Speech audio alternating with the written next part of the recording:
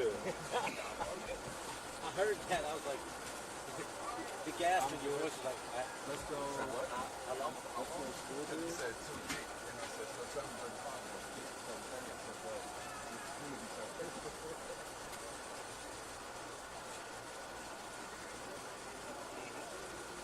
He does this. He knows how long 15 minutes of airtime is. It's an eternity.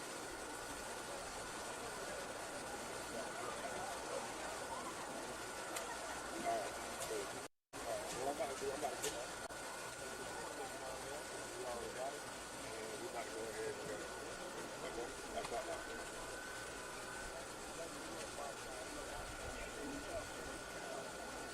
We're going to do a 7 o'clock thing. We'll just cut it a little bit short. Me and Duke start.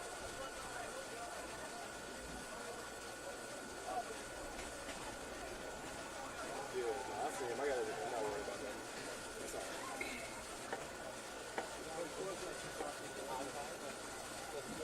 Yeah, coming outside.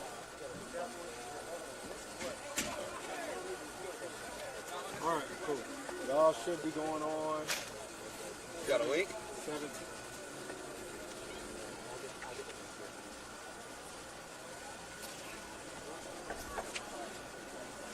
I feel like I was here at Marietta with these stairs, man. Marietta's got that $7 million press box, and everyone's going to record from the top. I know, right? Yeah. What's up, man? So if you check our page, it's up there. Got it. All right, we're about to go ahead and start up in just a minute. We just wanted to get it up so y'all can go ahead and grab it. You got it? Good. What's the link so I can go ahead and go On YouTube or just Facebook? Go to NBC 11 Live's web page. All right, so because Rick says on the web page too. So y'all go on YouTube, web page, Facebook, and the OT app.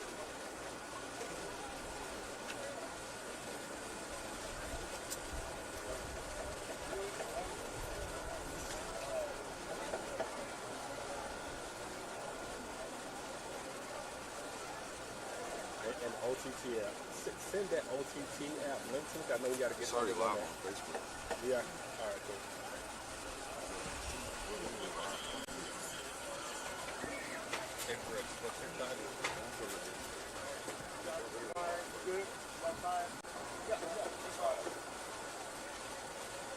Hey.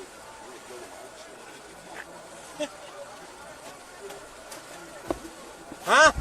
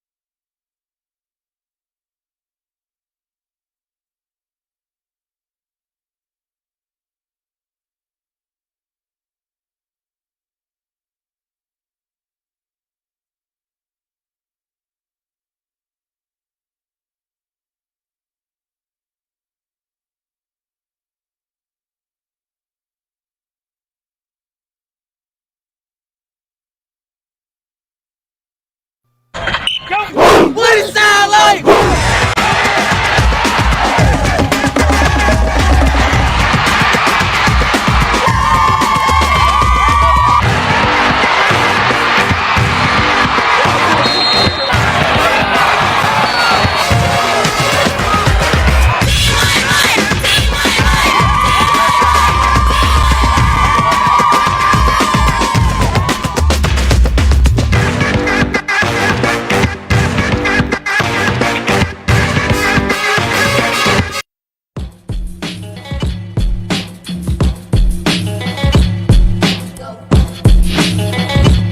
Tonight we have a great opportunity to play Westlake. The game against North Cobb means, to us, it really can't be bigger than any other game. You know, I know the magnitude of the game is going to be like a playoff game. It's a great program. They've been in the quarterfinals the last 2 years. They got many Power 5 players. What this game allows us to do is to measure ourselves against one of the best teams in the state year in and year out. So obviously it's a big game, but it's got to be we got to treat it just like any other game, to prepare the same way that we would for anybody else. We're trying to get ready for the region, get ready for the state playoffs.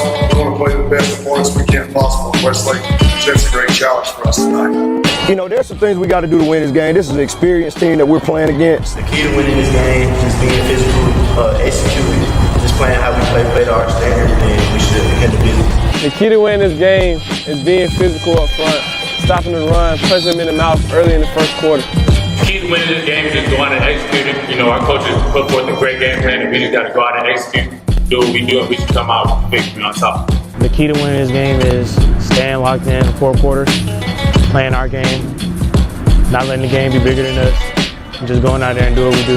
As far as winning tonight's game, I think the keys are, one, we got to protect the quarterback. The quarterback probably got Singleton. They've got a great interior defensive line, 2 big studs in the middle. You know, you got Terrell on the outside of the brother placing the doctor. You've got to keep the ball away from him. We can't turn the ball over. We've got to try to keep extend drives and keep the ball out of R.J. Johnson's hands. He threw for 2,700 yards last year, 25 touchdowns. He's a great player, and he's got a lot of weapons. The running back rushed for over 1,100 yards. So if we can keep our offense sustaining drives, keep them off the field, and then also on the defense, we can't give up the big play. We've got to keep everything in front of us, not give up the big plays. We can't have over 10-yard runs. We can't have over 20-yard passes. We've got to keep everything in front of us, tackle well, gain tackle, and not turn the ball over. That's the keys to the night, man. You know, they've been in the playoffs. They got a lot of guys back. But obviously, we just got to take care of us. We got to make sure that we executing on offense and not beating ourselves. We say Lions don't beat Lions every day. And then on defense, we got to tackle and we got to run to the ball. You know, if we can do those things, we feel like, you know, we can, you know, do what it is that we need to do to win the game. I don't have too many concerns. They are a good team. They have a coach and commit at DB Terrell. So, you know, I'm going to take the matchups I like. They also got some big guys in the middle that we got to account for. But other than that, I feel like if we play how we play, we should come out with 2. That y'all have any problems stopping the pass? I don't think so. I think we locked in the secondary. You know, he like to throw deep balls, deep shots, so I think we good. We ready for the 50-50. Westlake is a great coach team, and they have a great defense. They have a good interior with 2 great D linemen. But as long as our guys do what we're supposed to do, our coaches put forth a great game plan, and we should go out and execute, and once again come out on top. Do you think you guys are having problems passing the ball? Oh, not at all. You know, I feel like we're very dominant in our pass game, and I don't think there's nobody in the state that can stop it. I'm happy to be back with my brothers. You know, I've been gone for a while, but I'm glad to be back. To be a Warrior, it means a lot. Everything around here is brotherhood. We all been playing with each other from about the age we were 6 years old until now. Senior high school, the time goes by fast and it's unimaginable. The community helps us so much. They care. They pour so much into the football team, and it just feels so great being a Warrior. We're big game ready. I'm big game ready. I'm big game ready. I'm big game ready. This is Coach Queen from North Cobb High School, and I'm big game ready.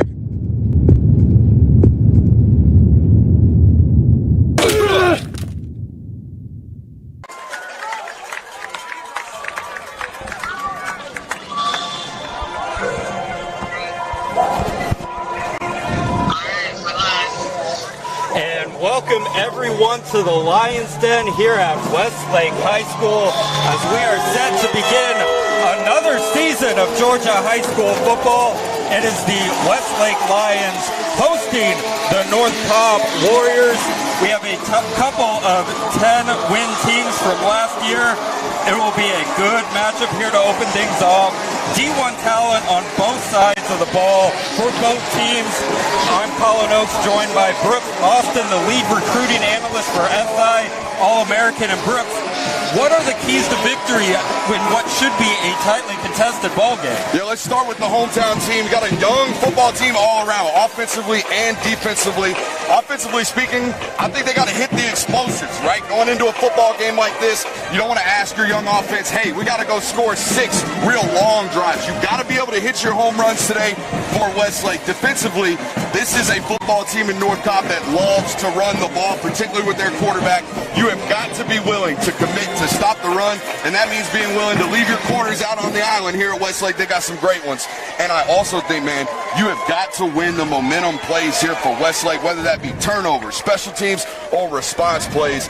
A big momentum swinging football game, a lot of energy here for the hometown team. So I think Westlake's got to do all 3 of those things. As far as North Cobb goes, we already talked about it. They have got to establish the run. That's who they are. Everything they are through the passing game starts and ends with that rushing attack, starting with Malachi Singleton. And of course, you got to get pressure on RJ Johnson tonight for Westlake. If you allow him to sit back there, he will hit some explosives on you through the passing game.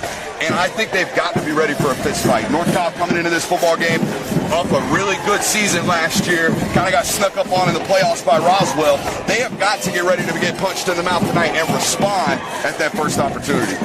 And you already mentioned the 2 quarterbacks. We got a couple D1 commits, RJ Johnson for Westlake and then Malachi Singleton for North Cobb. Speak on these quarterbacks, because these are 2 big-time, some of the best in the state. Yeah, certainly the leaders of both programs. We'll start with RJ Johnson, the Toledo commit. The last 2 seasons, check this out, Colin, he's averaged 15.5 yards per completion. This is an offense at Westlake that can really drive the ball down the field, get the hands in their playmakers as well. I think he's got a legitimate shot at the 10,000K club here in the state of Georgia. He's been a 3-year starter, going on year 3 this year. I love the ball placement and the accuracy from both of these quarterbacks. Let's flip over on the other end. You'll see him walking to the captain's chair right now, or captain's spot, Malachi Singleton. Check out this stat. Last year in 2021, Malachi Singleton averaged 33 touches per game. He threw it 20 times. He ran it 13 times per game. Those 33 touches yielded an average of 304 yards per game. So for those of you sitting at home doing the quick math, that's essentially a walking first down. Every time he touched it last year, he averaged 9.2 yards per attempt. And his 44 touchdowns, if you divide that by his 33 touches per game, that's a touchdown every 7 times he touches the ball. He's a walking first down and touchdown essentially here for North Cobb. They rack it up. This Westlake defense, however, is prepared tonight. They got a bunch of good-looking bodies on that defensive side of the ball. And for Westlake, cornerback Avion Terrell, A.J. Terrell's younger brother, going up against Singleton. That's going to be a matchup to watch. We got Terrell on the outside, Singleton the QB, #1 dual-threat quarterback in the state, going against the corner who's going to follow his brother to Clemson. Yeah, what are you looking in that kind of dog-eat-dog matchup like there? I said, it's for Westlake, they have 2 really, really good young corners and a really good young defensive backfield. Honestly, it's what you have to be able to stop a team like North Cobb that's so dependent upon the run. You have got to be willing to leave those guys out on the island, leave them in man-to-man and say, hey, it's okay. Avion Terrell's out there. He's going to handle business. We don't have to worry about that side of the football field. That's the advantage North Cobb or Westlake has. And we're going to get a look at that Westlake defense here to start. Looks like North Cobb's going to get the opening kick. You are right. North Cobb is set to receive. We are about 90 seconds away from the opener here. Any final thoughts before we kick things off? By God, we made it, Colin. We have made it to high school football here in the state of Georgia. And, man, what a great weekend and a great game to kick off high school football. This one is for the money. These teams have been practicing hard all summer. They had their scrimmages last week. Here we are teeing it up. First game of the 2022 season. I'm stoked. We're definitely starting off strong here. Again, like I said, 2 10-win teams from last year. Westlake made it to the Elite 8. North Cobb, second-round exit. These two teams are going to test each other here. Good measuring stick to see how the season's going to go for both clubs. Glad the rain held up. I think we're going to get us a good football game here tonight. And it's going to be Omar Kamara, the kicker, to kick things off here. Going to switch out going to change the hash mark there, a little bit of gamesmanship. Based off what I saw in practice, Colin, little nerdy football observation for you. I think we're going to get a directional kick here from 99. I don't expect this one to go into the end zone. So might have a returnable ball. Well, he certainly wanted it on this near side hash here. Kamara set to kick, gets the signal from the ref.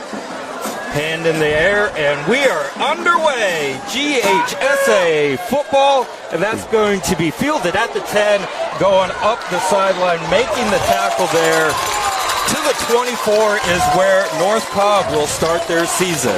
That's number 9, Caleb Jenkins on the return. He moonlights as their safety and their special teams returner.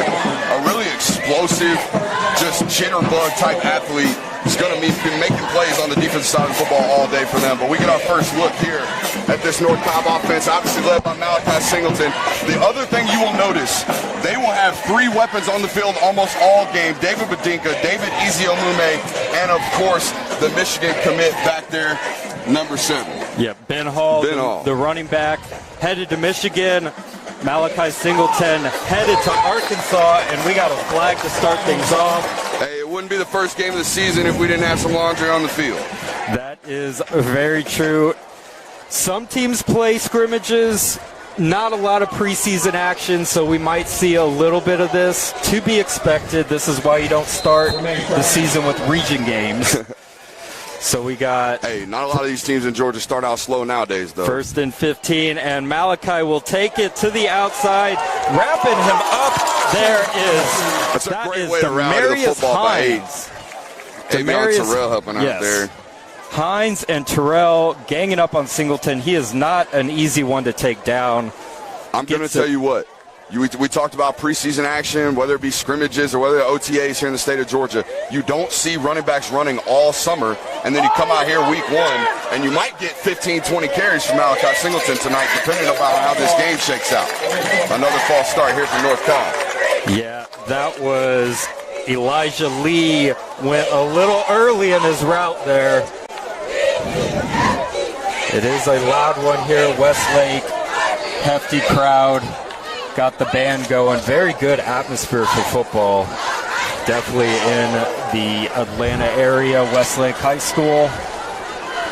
So it is 2nd and 15 now. Singleton takes the snap, throwing it, and that is deflected there by Mosby. You know, sometimes you start the game out 2 penalties, right? 2nd and 15. Maybe as a quarterback, you feel like you got to press a little bit. Threw that ball into double coverage, looking for 13 right there. I don't necessarily think he had to force that. Hey, let's check it down. Let's get back to a manageable 3rd down. Now you're looking at 3rd and 15. Not a lot of play calls in the playbook. Here you see him going empty on 3rd and 15. 3rd and 15, 5 receiver set and a whistle. We got a timeout, Westlake. Westlake wanting to make sure they got everyone in order, the 5 wide set. Would love to get a 3 and out to start things off against a very explosive offense, like you said in the pre-show. Absolutely. Maybe all week didn't really prepare for empty. Maybe coming out, seeing that first possession. Maybe guys weren't lined up quite properly. Coach calling a T right there, getting things cleared and shaped away. Like you said, it's important to start fast defensively against this North Cobb offense. Momentum, especially run-heavy offenses, man, once they start getting that ball rolling, them chains moving, they start playing with a lot of confidence, start leaning on them. Yeah, and just a little bit more on Malachi Singleton. The last 2 years responsible for 6,000 yards of offense, 81 total touchdowns, 4-star, going to Arkansas. About to face a 3rd and 15 here on the opening drive of his senior season. We'll see if they return to the empty formation. It looks like they will. The protection looked like it held up there on 2nd and 15. So you have a good opportunity to drive the ball down the field here if you're North Cobb. 5 wide set. Singleton on the QB draw. He's up to the 25, taking it out to the 30, 35, dragging defenders near midfield. Now, I'm just picturing, for some reason, Kendall Briles on a Friday night turning on this football game and seeing his quarterback commit, taking halfback or quarterback draw for a first down on 3rd and 15 right there. That is KJ Jefferson-esque right there for the Arkansas quarterback commit. Timeout didn't do Westlake any Corner good. blitz They coming got from Westlake. fooled. Take a look at it. Here it comes. Corner blitz, like you said, screen pass to the opposite side, making the tackle there. See, that's what I'm talking about. We're talking about experience at the quarterback position. You see the Clemson commit, A.B. Terrell coming into your screen, blitzing from the boundary, immediately checks to the far side of the field, get it into one of your playmakers' hands. Let's get David Mbadinga out there in the slot, get him working in space, picks up a good 6 yards, and now you're ahead of the sticks right here on 2nd and 4. 2nd and 4, much better position here coming off the 3rd and 5 pickup, 3rd and 15 pickup, pardon, and that's going to be stopped in the backfield. That is Ben Hall getting tackled. Keys to the game, right? Response plays for Westlake. Man, got a backbreaker right there. 3rd and 16, you give up a quarterback draw for a first down. That's a good response right there on 2nd and 4. Hopefully forcing a 3rd and medium right here. Great job by the D-line there for Westlake. Stuffing the Michigan commit, Ben Hall, seen for a 2-yard loss. Eziomume yet? I would suspect maybe this is the opportunity to get him the ball quickly here on 3rd and 7. He is lined up just in the slot over there, over the right tackle. Slot, like you said. And then here's Eziomume coming across, but no, it's going down the sideline. Oh. And that is incomplete, no flag on the play. No pass interference, and I'm not going to lie, I think he might have deserved it. That was Jericho Washington on the coverage, made no attempt to turn around, not exactly sure the reason the ref decided to keep the flag in the pocket, but at any rate, it is a 3rd and 6 now for, actually, pardon, that was 3rd down. It is 4th and 6, and it looks like the offense is going to stay on the field for North Cobb. Young corners, let's not panic when we're in trail position right there. I thought he got there a little bit early. Probably warranted a pass interference, but here you go. 4th and 7 right here. First big down of the football game in plus territory for the North Cobb Warriors. Looks like they're going to bring on the punt unit.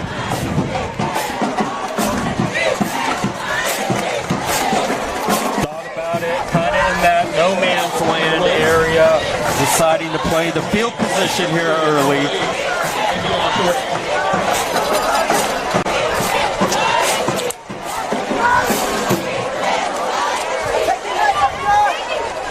And here's the punt from North Cobb, waving everyone off, going out of bounds. Let's see where the ref marks it.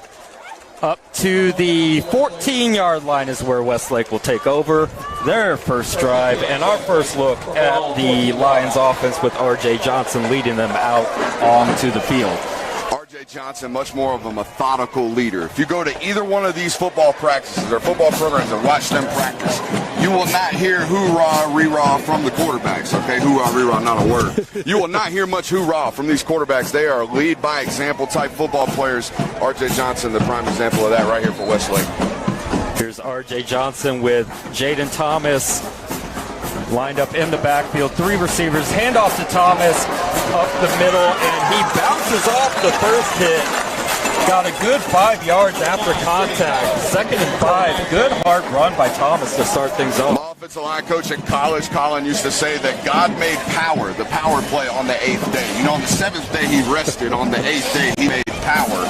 That's power to start the football game. That's what we call a tone setter right there. 5 yards of lit to start the football game for Westlake. That's a good opening play. And there's a little miscommunication, and it's a fumble, and the ball looks football. to be recovered by North Cobb. Man. What is the call on the field? North Cobb has the football. Refs are talking about it. That's early offense in high school football. Trying to run speed option into the boundary there was Westlake.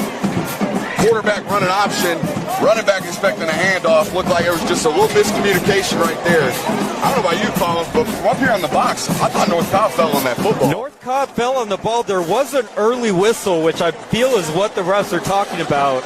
I heard a whistle before the ball was recovered. I don't think we have that continuation play in high school. I don't know what the refs are going to call here. It was recovered by North Cobb. Like, let's be very clear. It was a clear recovery by North Cobb. I see some bad body language from that North Cobb sideline. I think Westlake's going to maintain possession here. You know, from the box, it looks like North Cobb jumped on it, but you never know what happens at the bottom of these scrums, man. It's still football, right? It becomes a rugby scrum at that point. Feel like it's either, like you said, either Westlake was able to tear it off or an inadvertent whistle.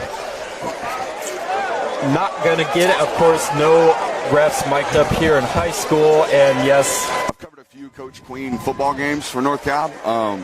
Rather animated football coach. Yeah, he's going to let that referee and crew hear it. And I don't blame him. It should be North Cobb's football. I mean, he has a reason to gripe if the reason was an inadvertent whistle. You know, if they just said, hey, we thought Westlake came out with it at the bottom of the scrum, then I guess you kind of got to swallow the pill there. But you know what? I think if it's we blew it early, then you got a reason to bark. I think what might, because the ref on the far sideline blew the whistle, it feels like he might have thought Thomas had fallen on the ball. On the football. Because he did not see us. Yes, exactly. So the ball was blocking the view, or Thompson. So a lucky break there for Westlake as the inadvertent whistle saves the turnover here on their first possession. So it is now simply a 2nd and 9. RJ going back to throw, and through the hands of his intended target. That was Travis Smith Jr. through the hands. Luckily hitting the turf there. Colin, sometimes when you come out of that hitch route, you're expecting that ball in that chest. It's an anticipatory throw, meaning the quarterback's going to throw it before you get out of your break. You come out of that break, that ball's just a little bit high. Sometimes that ball can go off those fingertips like we just saw, but you're right. That was almost a tip drill interception going the other way. Got an official's timeout. Not exactly sure. No, that is not a TV timeout here on the 11 Live Sports broadcast. We'll be keeping it rolling all night long. I want to say it is the first game of the season for the officials as well. The people at home, the people in the stands, they don't want to hear no excuses for the Zebras. Come on, man. Be perfect. That's be fair. Perfect. Be perfect, or we'll replace you with robots. Oh, my goodness. I warned you, Colin. Yes. I told you, this ain't your average broadcast. There's going to be some downtime tonight, and we might get a little goofy. And they're still talking to Coach Queen over there on the North Cobb sideline. Do you think this was a referee's timeout, or this was a let's calm Coach Queen timeout down? Good call on that there, Brooks. I have to imagine it is the latter. When you see a coach take his hat off and put both hands on the hips, he's hot. Okay, he is hot. That is the whole disappointed father look 100%. That you get. both palms, back of the hands. Yes. I'm not mad, I'm disappointed. Yeah. Nah, I think he's a little mad. All right, so we are back on the field. 3rd and 9. Thomas split beside R.J. Johnson. 2 receivers to each side for Westlake. Our first real answer as to whether or not North Cobb's going to dial up pressure tonight or kind of rush 3 and hang out. Looks like they're going to rush 3 with a QB spot. 3, and that is a fade to the sideline. Catch is made. What a catch there by Jabari Jones. It's a great throw, but also a great pre-snap read by R.J. Johnson. Sees that he's got no safety help over the top of one of his best receivers and gives him a chance to go win on 3rd and long. Jabari Jones with the catch. 3rd and 9 conversion, a couple 3rd and longs for both teams to start off drives. Westlake at their own 40, 1st and 10. You'll see, Colin, North Cobb by nature is an odd front defense. You'll see a lot of havoc up front tonight. A screen pass to Jones. Jones juggles a bit, able to collect it. Hard hit there on the 4-yard gain. It's a big hit by Caden Trotter up there at the top of your screen. That's the safety coming downhill in the alley, sticking right there on 1st down. But hey, a good positive play for Westlake. We like our chances as an offensive coordinator in that 2nd and medium range. We are on schedule as an offense. Coach will never be mad at a 4-yard gain on the 1st down. Like you said, staying on track here. Good down and distance. 2nd and 6. Handoff to Thomas. He makes a man miss to the sideline. He's inbound. Tons of juice, man. Steps out. Let's see where the ref is going to mark it. Stepped out at the 48. Colin, this is a football team in Westlake who lost their top 2 rushers from a year ago, their top 2 wide receivers from a year ago, and yet they come out here in their first possession, battle a little adversity, and they got a good opening drive going right here for the Westlake Lions. Jaden Thomas had waited his turn. The senior now taking over, and he gets the ball again, making a man miss. Stiff arm, breaking the tackle. That was a hard-earned 2 yards. Actually, pardon. That was the 1 yard gain. He got hit 3 yards in the backfield, able to gain 1.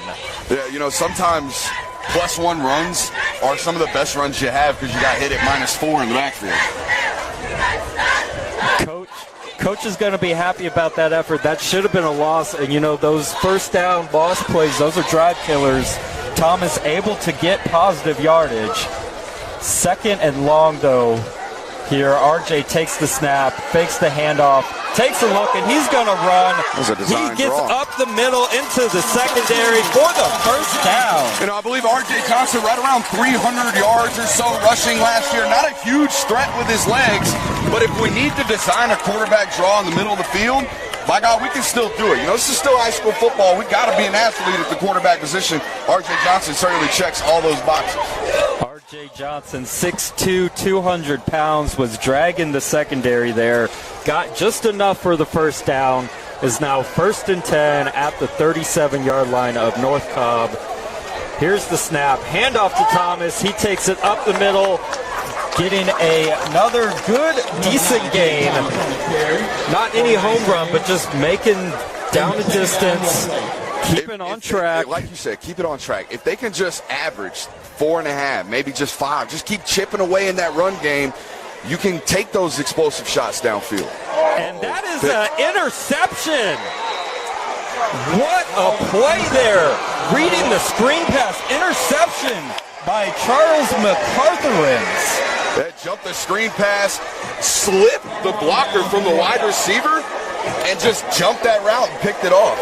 And I would imagine that's some film identification, maybe some tendencies. He jumped that like he knew exactly what was coming. Stop route for number 2, out of this stack formation, jumped the ball and picked it off. That's a great play by the corner. You don't often see interceptions on screen passes behind the line of scrimmage, but that's exactly what McCartherins just did.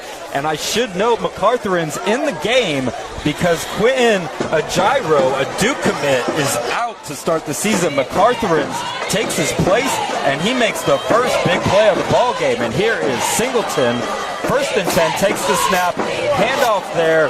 That is up the middle for a short gain. Now, North Cobb's got one of the toughest schedules in all of high school football here in the state of Georgia this year, but I can't imagine the headaches that defensive coordinators are going to have to face in game planning for both the Davids and the Benjamin Hall. You essentially have 3 running backs on the field at all times, and they'll play them all game long like this and use them in a variety of ways. David Ezio-Mume will be much more of your slot tight end, receiver type back. David Badinga be your all-purpose back. Ben Hall, your real heavy downhill thumper. And then you add Malachi Singleton into the equation, and it's hard to stop. Here he is right here. Singleton fakes the handoff, takes it up the middle on the read option, flag on the play. Tackled at the Westlake. I want to say we've got an inadvertent face mask against Westlake. The line judge down here called it. And we will get the call. Yeah. Looks like actually, it looks like it's going to be a holding on North Cobb. Yep, holding on North Cobb. That was a 3-yard gain by Singleton. It's going to be wiped out by the holding call. We'll see where it gets marched off to. So that's 3 penalties so far on North Cobb's offense. And all killers. All on major positive plays to open drives. And now you should be facing 2nd and 4. Holding, dead ball penalty, 2nd and 20.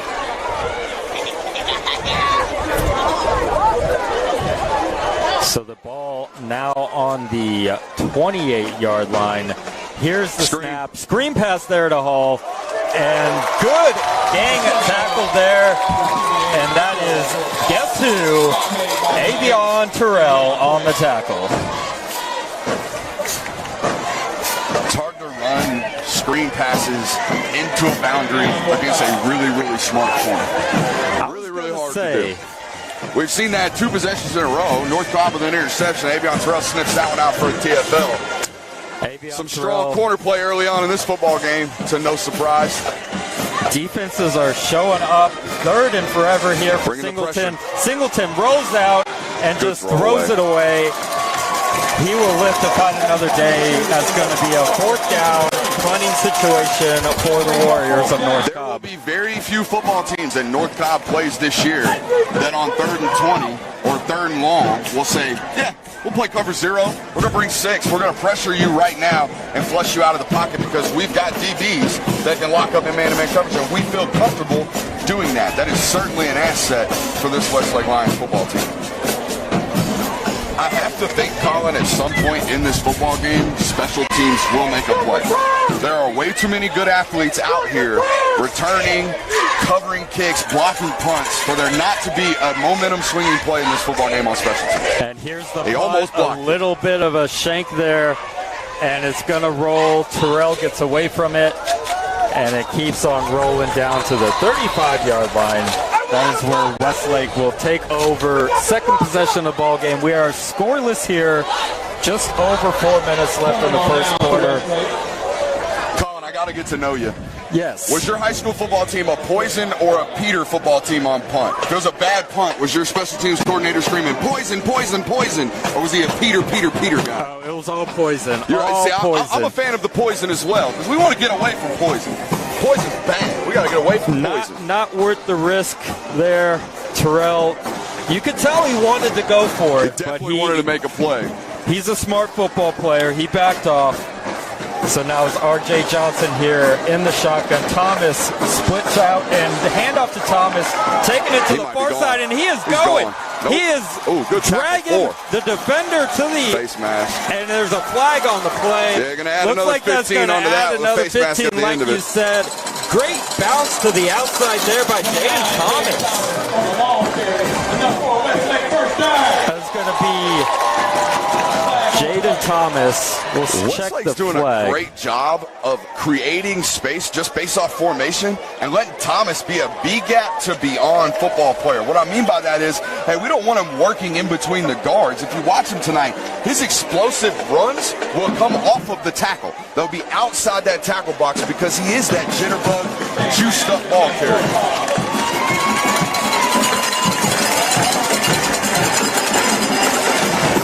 So we had about a 22-yard run, and then we get 15 added on. Hey, now you're in that green territory. You got shots all week that you designed for this 25 and in territory. Go execute. 24-yard line handoff again to Thomas, and why would you not? And he bounces to the near side, gets to the 19, 5-yard gain on first down. Another good, solid chunk on first down for Thomas. So if you're sitting at home, you think, what are the advantages of stretching a defense like that? Really almost running towards the sideline and waiting for a crease to open up. Well, when you have a back like this that's so explosive once he puts his foot in the ground, if you allow him to stretch, and then find that one crease, oftentimes he'll hit it before the crease closes. It's a good old stretch play there.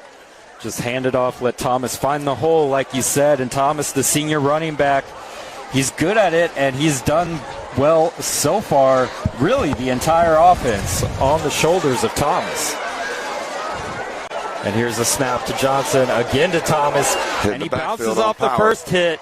Unable, well, I say that, and he moves the pile back to the line of scrimmage. Well, he didn't move it. Juan Gadsden moved it. I don't know if you guys can see this at home, but 73, that big joker playing left tackle right there, he's 6'8", 345 pounds, and he's a 15-year-old sophomore. How about them apples? That's a big boy out there, and he just pulled that pile about 3 yards. Gadsden already has offers from Tennessee, Purdue, Penn State, Mississippi State, Arkansas. There's too many to name, and there's probably more to come. Like you said, he's only a sophomore. That is a big boy there at the left tackle spot for Westlake. Dad played hoops. Mom played hoops. Hence the 6'8". RJ looks to the sideline. Gets the signal. Thomas split out beside him, and Johnson will keep it going to the far sideline. He's got space. He's got the first down. Hit out of bounds at the 10. It'll be first and goal for the Lions. I'm telling you right now, if you catch me in Pop Warner football leagues in about 10 years when my son, we are running that play. I love that play design. They faked inside zone back towards the boundary, up towards us right here, and then ran outside zone with the quarterback to the short side of the field. Brilliant play call right there. Now we got a first and goal at the 10-yard line for the Lions. You have got to execute here. We've got to score in the green zone as an offense. And here's the snap. Handoff to Thomas. And that is a hard-hit tackle. And actually, that is not Thomas. That is Christian Wilson coming in, give Thomas a breather. He loses a yard, and it'll be second and goal now from the 11.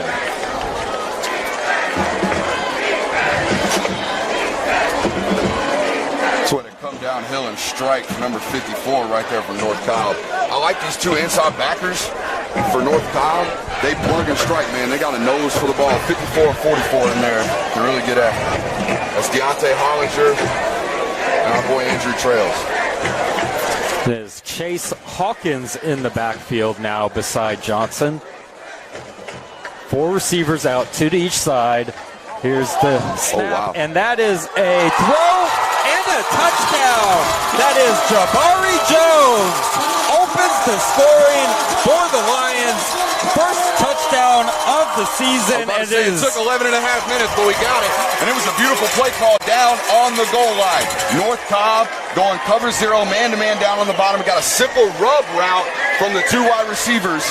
Wide open in the end zone. Good ball from R.J. Johnson. Westlake gets on the board first. Jabari Jones with the touchdown. Most of the yardage there gained by Jaden Thompson. Gets to the green zone, like you said. Great play call. Touchdown pass from R.J. Johnson to Jabari Jones. Extra point is good, and it is 7-0 in favor of the hometown Westlake Lions with 1:14 left in the first quarter.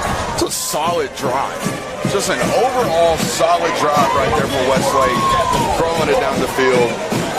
Mostly through the run game, via the ground. Stretch zone, getting outside with Thomas and letting him work into the secondary. Just very methodical offense here for Westlake. 5-6 yards at a time. They did have the big opening 22-yard run with the 15-yard penalty added on. But just decent-sized chunks, staying ahead of the chains. But you know what? They hit their explosives, right? 3rd and 9, backed up in their own end. They hit the wheel right from number 12. Down in the red zone, they get the perfect run route again. They hit him for a touchdown. R.J. Johnson, 2 for 2 on wide open receivers right there. You gotta make your layups. You gotta make your layups. And now it is Kamara lining up for the kick. That is fielded there at the 12. Headed up to the, not to get to the 20. Good wrap up there by Westlake. And North Cobb will start deep in their own territory at the 16-yard line. All right, so Colin, he just cleaned up that tackle right there, so I'm going to take the chance to talk about him. Number 27, Antoine Smith. He's playing jack right now, which is the outside linebacker position for this 4-2-5 Westlake High School football team. He is 6'3", 185 pounds. And this spring, during track season, he ran a 10-8 and 100. So if you're a coach listening to this right now, Westlake's got an edge rusher out here that runs 10-8 and 100, 6'3", and got 35-inch arms. You might want to come take a look. That is just insane. We got a track superstar playing defensive end. I cannot tell you how many player personnel departments that I speak to in college football nowadays when it comes to skill position players, whether it be linebackers, wide receivers, quarterbacks, running backs, whatever it is. The first question I get is, does he run track and how fast does he run? They want to see these verified times, young gentlemen. Motioning Badinga out into the flat. Singleton and they're going to get it throws it right to Badinga. Badinga makes the catch, dragging the defender for the first down. Colin, Badinga's an interesting story, man. I first learned about him back in 2019 as a true freshman at Kell High School. Ran for over 1,400 yards as a true freshman at Kell. A couple of knee injuries later, some bad luck. Here he is at North Cobb, but he's never been as explosive as I remember him being as a true freshman when he racked up several Power 5 offers. Here he is And again. here's the snap. Handoff to Badinga. Dragon defenders. That's what I'm saying, man. You look at him, he's 5'8", he's 190 pounds, and it's just impossible to tackle, whether it be because he's making you miss or whether it be because he's getting yards after contact. This is the all-purpose back that I hear so many offensive coordinators tell me that they're in search of. That was Jericho Washington on the tackle. Badinga able to drag Washington almost to the first down. And it looks like they might measure. No, they're just going to give the first down. No, they're going to wave the sticks forward. Yep, they're waving the sticks. That's a first down run. 10 yards on the nose there by Badinga. First down, North Cobb.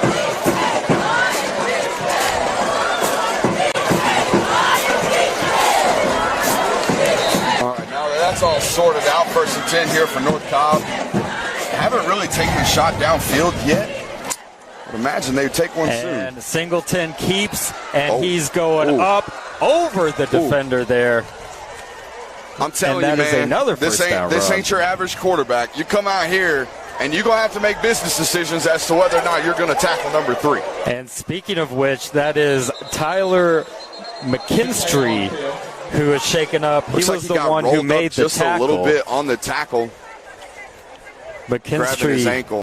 Giving up the body to make the tackle, and he is hurt. I mean, we don't have a stat guy up here, but I would imagine that's, 8 carries so far in the first quarter here from Malachi Singleton. I told you last year, he averaged 13 touches a game, or 13 runs per game. In 90% of their football games, they were up 3 or 4 touchdowns by the second quarter last year. In the games in which they were in 4-quarter fights, whether that be Roswell last year or Buford to start the season, towards the end of the game, you look at the box score, Malachi Singleton's got 20, 22 carries, and it's a workload for him, but he is more than accustomed to handling it. He's got big shoulders to carry all that weight for this offense. He's one of those running backs who plays quarterback, and I don't mean disrespect because he's got a great arm, good passing numbers, but he could easily just be a running back and be great at it. I mean, he's received Power 5 SEC offers at the running back position, so you're 100% correct in that. The thing I've always been fascinated with about Malachi, considering 50% of his game is running the football, and that is extremely valuable in college football. Heck, look at Arkansas. They led the nation in rushing last year. Where he's going, due in large part to K.J. Jefferson at the quarterback position, leading that team in rushing attempts. But the most impressive thing for 3, when I watch him over the years, is ball placement and accuracy. Believe it or not, guys come out here and they see him running the football and they're like, he's a runner who can throw it.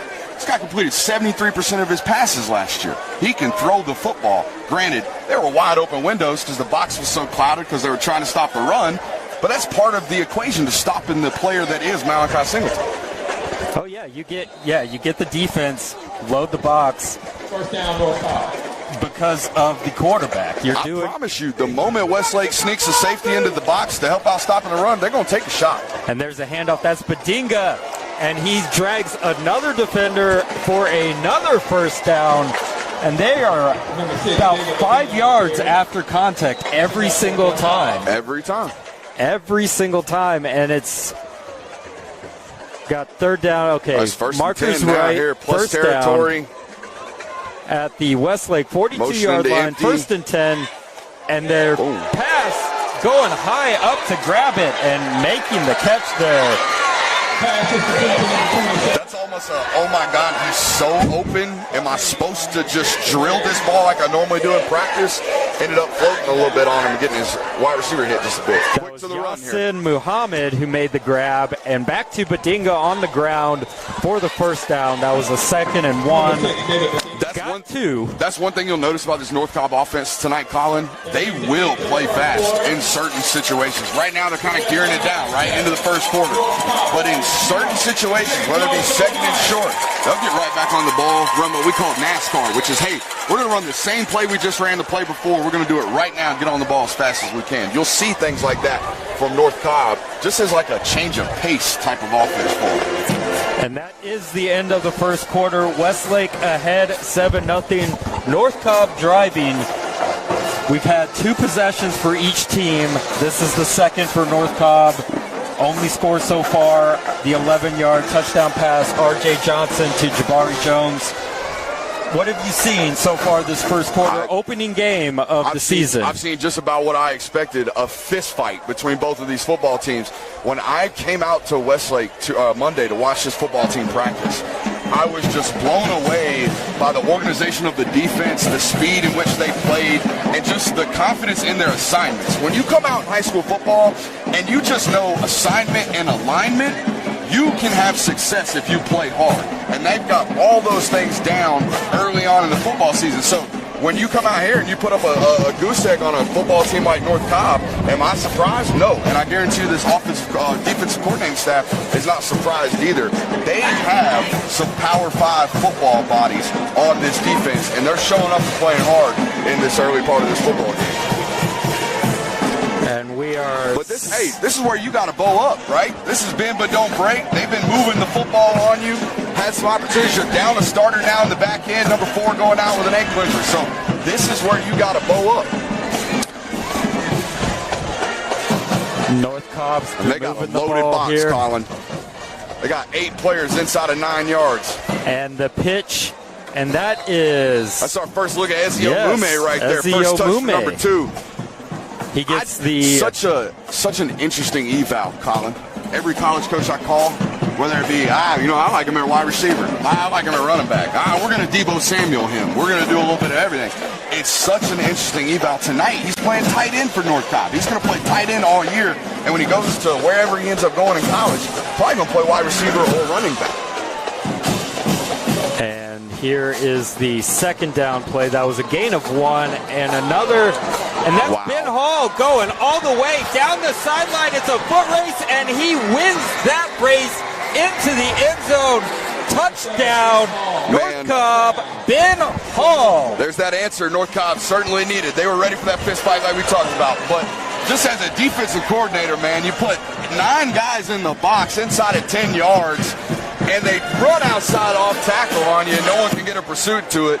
Everybody squeezed in on Ben Hall. Great read, bouncing it outside, and having just enough juice to outrun the defender to the pylon. And that was about a 30-yard touchdown carry there by Ben Hall. Ben Hall going to Michigan next year. Extra point is up and good, and we are tied here at Westlake High School. We got North Cobb Warriors 7, Westlake Lions 7. Just into the second quarter, 16 seconds into that second quarter. It's shaping up to be the game we thought it would be. I told you asked me pregame what I thought. I said, I think we got us a 21-17 football game going into the fourth. This is going to be a well-conditioned, well-fought, well-coached football game between both of these two teams. What a blessing that it's not like 94 degrees today, Colin. Oh, this is perfect football weather. Rain moved out. This is like perfect weather. Yeah. It is very a slight breeze, not too much. Beautiful the Lions sunset. Treating us right. Very, very nice. Field looks great. Everyone's ready to go. Crowd's engaged. Band is playing. Finely tuned atmosphere here. Both bands getting after it. Both bands. And there's the little high kick. Fielded at the 20.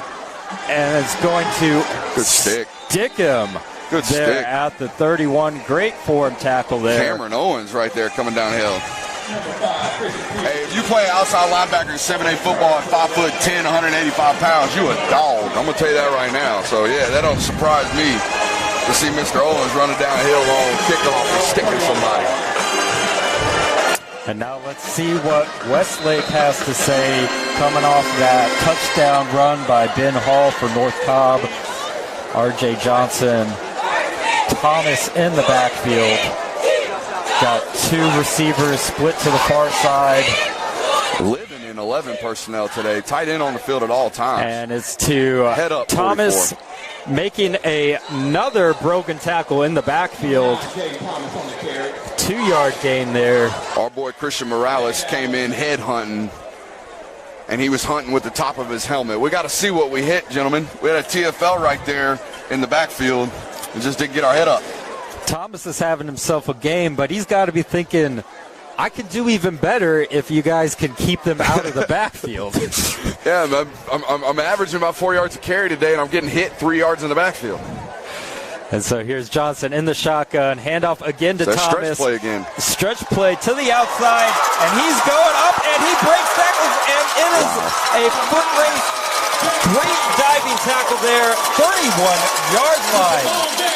My goodness, he just split the defense and kept on going. I got the offensive game plan for you. Stretch zone. Just keep running it. Keep running it. Keep running it. That outside linebacker, those inside linebackers as well for North Cobb are having a hard time attacking that pursuit angle off tackle right now. They're almost banana peeling. If you'll watch them last play, 44 is in pursuit, chasing him when he should have been meeting him at the point. Shoestring tackle to save the touchdown, and we're going right back to Thomas, and why would you not? Although this one is stuffed for a short gain. Call it 1. It'll be 2nd and 9. But yeah, the stretch play is just doing wonders. Actually, I know. This is a byproduct of Westlake's offensive line having to practice against all those guys that they practice against every single week. When I came out here Monday, man, I mean, they were getting whooped up on, but all they were doing is iron sharpening iron, right? Coach's cliches out the wazoo today. That's what it's all about. That's why this offensive line is prepared for what they're seeing today, because they get that fire every single day during practice. And speaking of the O-line, give a shout-out to Jalen McLean, the right tackle, and this is a handoff. That is Wilson, Christian Wilson, got the 1-yard gain. And just finished about McLean, the right tackle, was the one who helped break that previous long run by Thomas. That one, backup running back, giving Thomas a bit of a breather. Christian Wilson is now 3rd and 8. So a couple 1-yard gains after the big run there by Thomas. Come off on an offensive lineman, so you got a reserve offensive lineman in the formation right now on 3rd and 9. It looks like you're getting a timeout from North Cobb. So that will allow the lineman to come back into the ball game. You know with what you're supposed to do if your helmet comes off if you're offensive lineman? What is that? Lay on the field and act hurt. Okay. Especially if you're a center, it allows the backup center to get some snaps with the quarterback while you're laying on the field. This is a smart bit of gamesmanship there, Brooks. Brilliant. Yeah. So I used to fake injuries all the time. Mama be in the stands just freaking out thinking I broke her neck. Nah, helmet just fell off. Mom, you got to get a secret hand signal to Mama to let her know everything's okay. If I was... Can't be giving thumbs up A-OKs because that's too obvious. You got to get some kind of secret something. Well, the cat was out of the bag once I explained to her, like, hey, and once the helmet pops off, unless I'm rolling around writhing in pain, it's an acting job. There you go. Don't tell the zebra. Right? Don't tell the zebra. Hush, hush on that, Mama. So now coming back into the ball game. And is Dominic Stewart there at right tackle. All right, if you're North Cobb here, do you dial up pressure? Or do you just rush forward like they have in the last couple 3rd downs? Well, let's see what they do. My vote would be rush 4. But then again, I am not on the coaching staff. And it looks like we got a linebacker creeping up, showing blitz. We'll see if he backs out. He does rush so. 3 and spy. And then R.J. Johnson, good move in the hole, and he's going, and it's close, and he makes the effort. Are they going to give it to him? I don't think it matters. If it's 4th and short, it doesn't matter. You go for it right here. I would have to imagine. Drive. You've been able to run the football relatively successfully on this drive. That was a great effort by R.J. Johnson. First of all, to make the man miss in the hole, in the backfield, the spotter. He made the spotter miss, and they're giving him the first down. Very delayed call, moving the sticks. I mean, the ball's on the yard marker. All right. It's a first down. Here's what you need to pay attention to. Avion Terrell, bottom of the screen. Anytime a defensive player, got 2 of them, number 5 in the formation as well. Anytime defensive players are on the field on offense, pay attention. They're probably getting the ball. That's Avion Terrell and Christian Peterson lined up to the near side. And he's getting a signal here from R.J. Johnson. I would imagine they come to the bottom of the screen.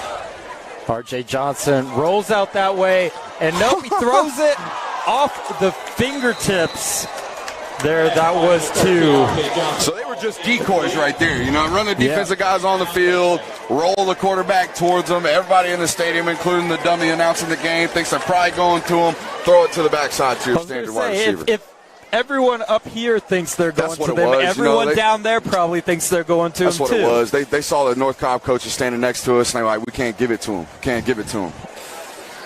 A little bit more traditional personnel in now for Westlake. 2nd and 10. Johnson takes the snap. Screen. And that is a little screen to Thomas, and Thomas breaks up the middle there. I was waiting for possibly a holding call there. No flag on the play. Thomas. I got to give a shout out Justin Furbush right there.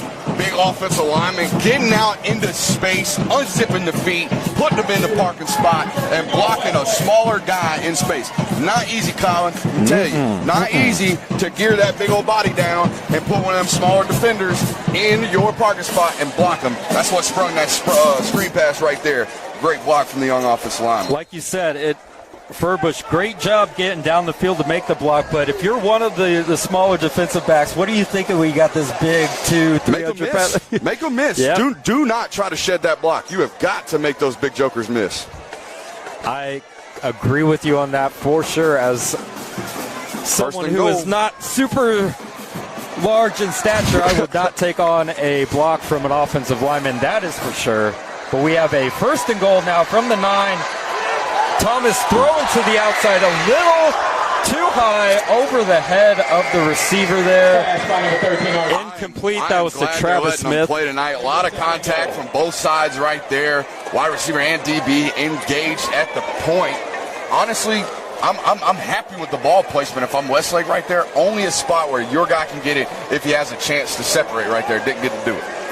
That was intended for Travis Smith Jr. Big kid, man. He's like 6'3.5". Good-looking wide receiver for Westlake. Sophomore Has offers so far from Arkansas State and Boston College. Only a sophomore, like you said.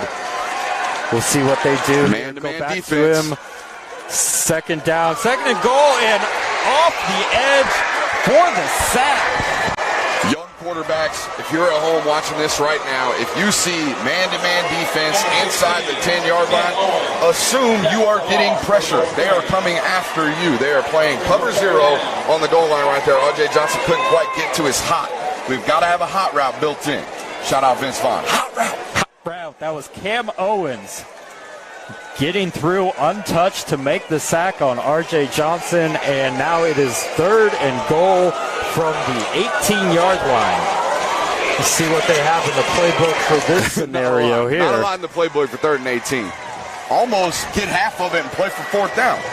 Very possible there. It looks like the game plan. What exactly just happened. It's exactly the game plan. Look, that is to Travis Smith Jr. They're going to play the goal line on 3rd and goal from the 18. So we're not probably going to throw it into the end zone. But what we can do is set up a nice manageable kick for our kicker, who in high school football, guys, the closer we can get that thing, the higher our chances of making it go up. And that is 10 yards closer on the catch there by Smith Jr.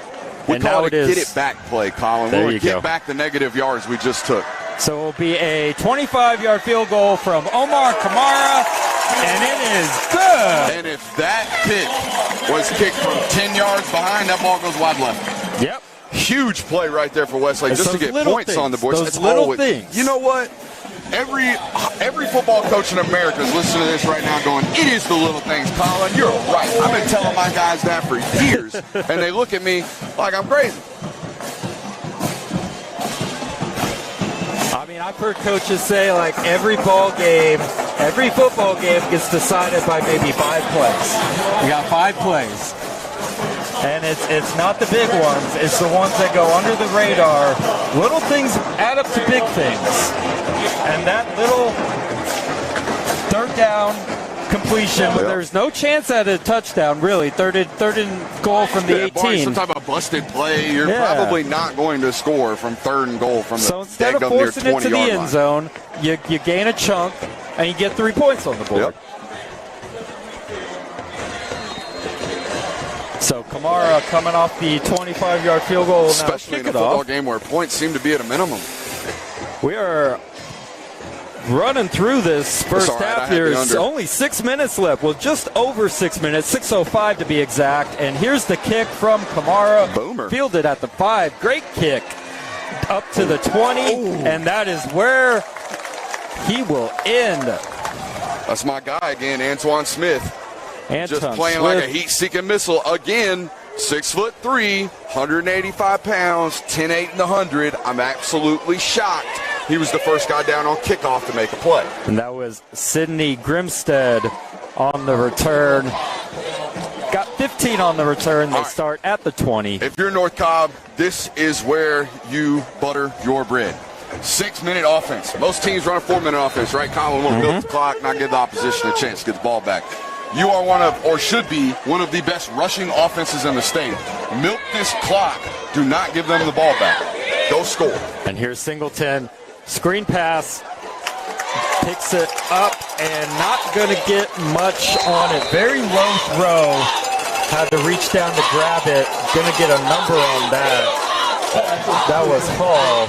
That's just team speed rallying to the football from Westlake right there. They had the numbers. North Cobb had the numbers on the screen pass to the top of your screen. Westlake just running harder and playing faster on defense right now at this point. Hall had to take just an extra second to make sure he secured the catch there. Now Singleton's going to go deep, and it is just over the head. I mean, Avion Terrell shot in daggum lockstep right there with the wide receiver. Yeah, you're talking about shut down corner. Avion Terrell's probably been running corner drills since he was, 4 years old with Glenn Ford and all the specialized trainers he's probably worked with in his life. Yeah, it's as clean of a cornerback technique as you'll find in the state of Georgia. That's tough ask for T.J. Smith, the receiver, to beat tough ask for Avion Terrell one-on-one. Like you said, tough ass for any high schooler for sure. And now Singleton going to the opposite end of the field. Over the head, that was to Xavier Jackson, the intended target. I mean, if you're Westlake, you can't write up a better defensive possession right there than that right there. 3 and out from North Cobb after you grind it out an offensive possession to put 3 points on the board. That's huge from the Lions. And that possession took about 50 seconds off the clock. About the opposite of what you wanted to do there. Yeah, about the opposite of what I asked for. And so poised to get the ball back in decent field position. And that is going to drop. And it's their Westlake Lions are going to start inside. I think we're going to get what appeared to be a hold on the return team. I saw a tackle go down here on the bottom of the screen. Good catch there. Flag on the field. And it's going to be on Westlake. Well, actually, it's actually a warning on both sides. Okay. So a little control penalty there. You know, we had us a little brouhaha down here between a North Cobb defender and a Westlake return man, and we're not going to have any of that. We're going to settle it down early. A little warning for each side. Say, hey, now, pipe down. Not a bad thing. Last thing you want to do is let a game get out of hand. Just to control, calm it down. Little flag there for the stripes. Westlake right here, Colin. First and 10, got a little momentum. Felt like you've had an opportunity to protect a little bit. Momentum play right here. Momentum chance right here to take a shot. This would be the best chance. Haven't really seen a downfield shot yet from R.J. Johnson and the Westlake team. Now's the time. Go get it. Right at midfield here are the Lions. Johnson in shotgun. Thomas right next to him, and there's a handoff to Thomas. Stretch play again and a gain 6. Somebody tell the announcer that if you're rushing for 6 yards in a 10th on stretch zone, probably should just keep doing that. I feel like I just keep doing that. Feel like I'm just repeating myself, probably because I am. This is just churning out very methodical offense, and when you're going against a 4-star quarterback going to Arkansas, running back going to Michigan on the other side of the ball, best defense is sometimes a good offense. Just get the ball out of their hands, and that's what Westlake's doing. Yeah, exactly. So we got 4:30 left. They're in 4-minute offense. They're playing nice and slow right here. Taking their time. Snap. Fake to Thomas. Johnson surveys the field, and he takes off. Flag is down and getting out of bounds at the 30, but let's check the flag. Probably coming back. It's almost always holding. Yep. Flag at that part of the field. I always felt like that white hat was a little bipartisan, a little biased towards the defense. That guy always calls the holds, man. Can't get nothing by the white hat. Yeah. I've been really, really impressed with R.J. Johnson's use of his legs tonight. I feel like some of their best offensive plays have just been him scrambling and making do. And like you said, R.J. Johnson's really not wasting any time. He's making the read. If it's not there, he's taking off. He's not trying to do too much.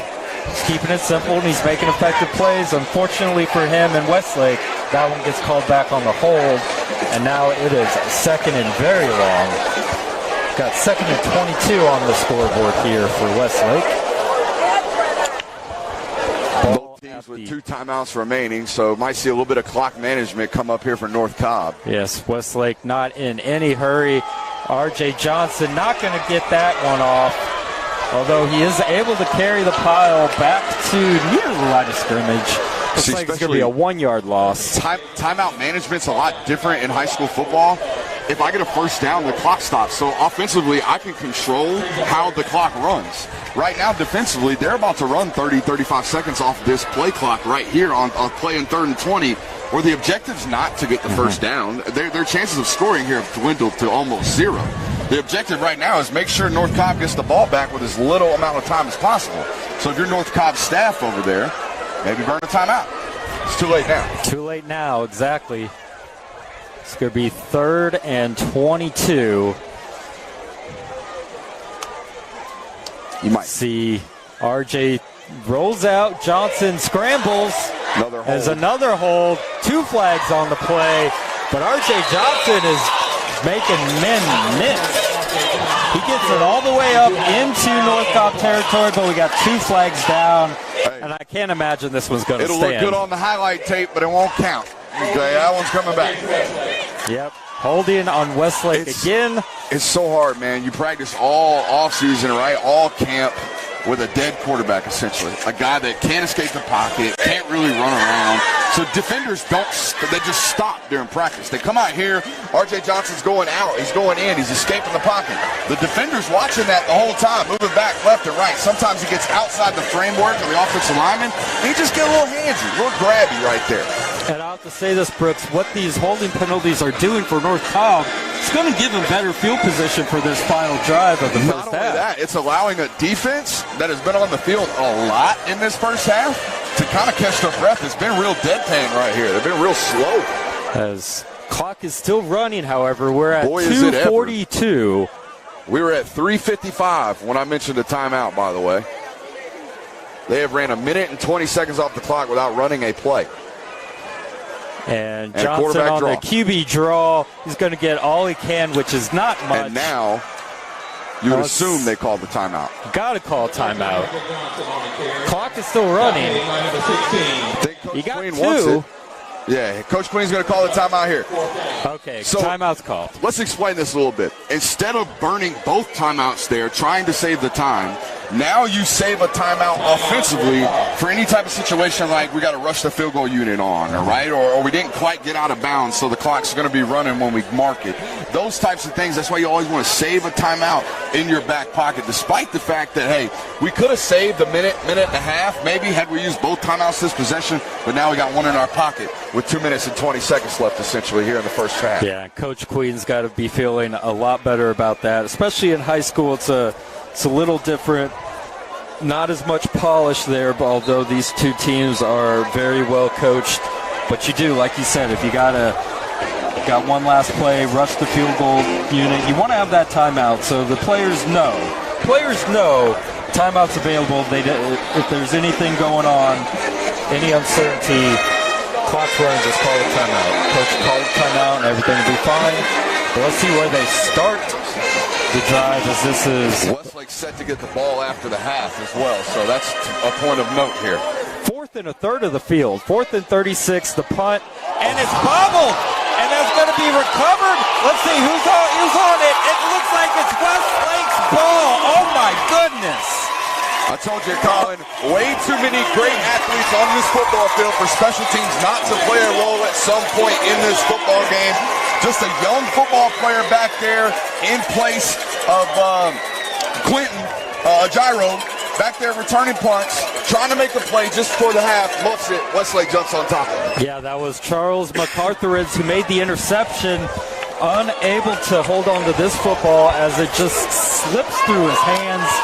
Took his eyes off it for a second, was trying to figure out where he was going to go with it.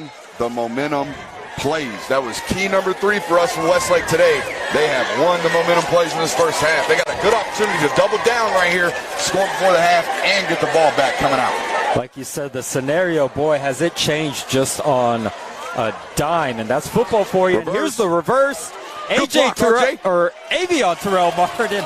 Called him AJ for a second, but he gets the first down, or at least close to it. Hey, when I see a little quarterback action getting out there blocking some outside linebackers, I get excited, man. These aren't supposed to be physical football players, but hey, you are still a football player. A little end-around reverse to Avion Terrell right there. R.J. Johnson picks up the outside backer, springs him for a 9-yard gain. R.J. Johnson, again, 6'2", 200 pounds. He's definitely got the size to be laying down those blocks.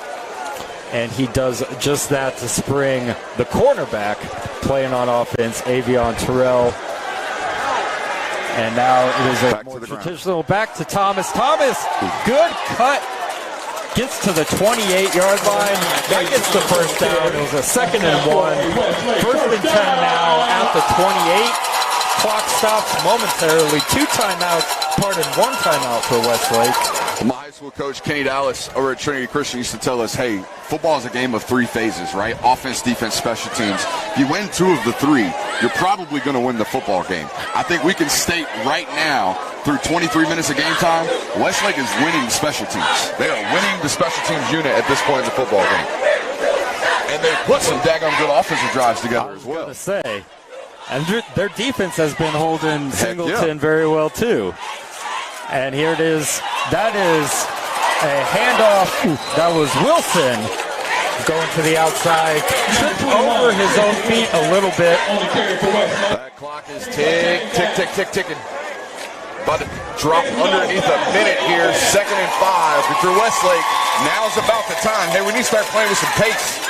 Got to start playing with some sense of urgency right here as the clock ticks under a minute. It doesn't look like there's much urgency here. Johnson, the senior quarterback, should be aware of the situation. We're down to 48 seconds, 46, and here's the pitch. And fumble! And who's going to get it? Trying to scoop. Looks like North Cobb got it. They're trying for the scoop and score, unable to do so. North Cobb does jump on the ball, but only 37 seconds left. They recover it at their own 37-yard line. What a microcosm of early high school football right there. That was almost a hot potato. Nobody wanted it. Nobody wanted that ball at all. But, hey, I understand if you're North Cobb right there. I'm trying to scoop and score. To heck with all that. I'm chasing the glory, baby. Let's get it.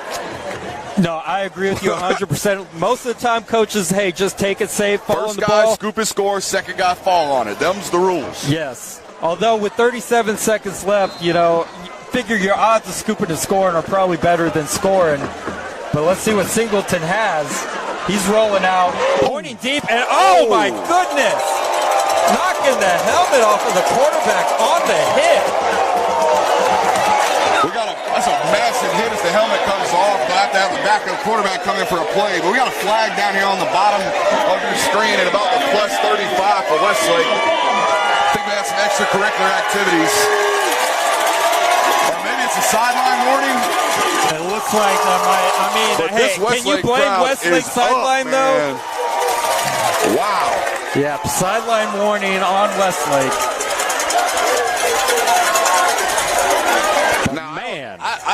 I'm not going to sit here and act like I'm a professional zebra with the rules, but doesn't Malachi Singleton have to come off for a snap? His helmet came off last play. He should. I mean, that penalty had nothing to do with the play. But maybe, and again, we're riffing here. We don't know all the rules. The penalty makes the play a dead ball. Essentially, the play did not count. So, if his helmet came off in a dead ball play, he therefore does not have to come out the next. You know, I'm gonna believe you on Just that. say I'm right. I'm pretty sure you're right. I don't have a rule book in front of me, but that sounded very right. It sounded like I knew what I was talking about. Sounded like you knew exactly what you're talking about. So we have 37, like you said. I mean, no time ran off the clock, so that was not a play. Yeah. We're still at 37 seconds, and now all of a sudden, ball's at the 47-yard line. 53 yards to go. Not exactly sure with the range of the North Cobb field goal kicker, but we got Malachi Singleton. He's got the arm. He's got the legs. A lot of weapons on this North Cobb team. They can score 37 seconds. They still have that one timeout, very key. So they have time. Whole field is available. They don't have to go to the sideline. Clock stops after first down. Let's see what Singleton can do here. Trying to because as you said, Westlake gets the ball to start the second half, so it's... Based off my preliminary research on both of these special teams units, I think anything outside of like a 30, 32-yard field goal is out of the picture. So you're essentially trying to score here. Let's see.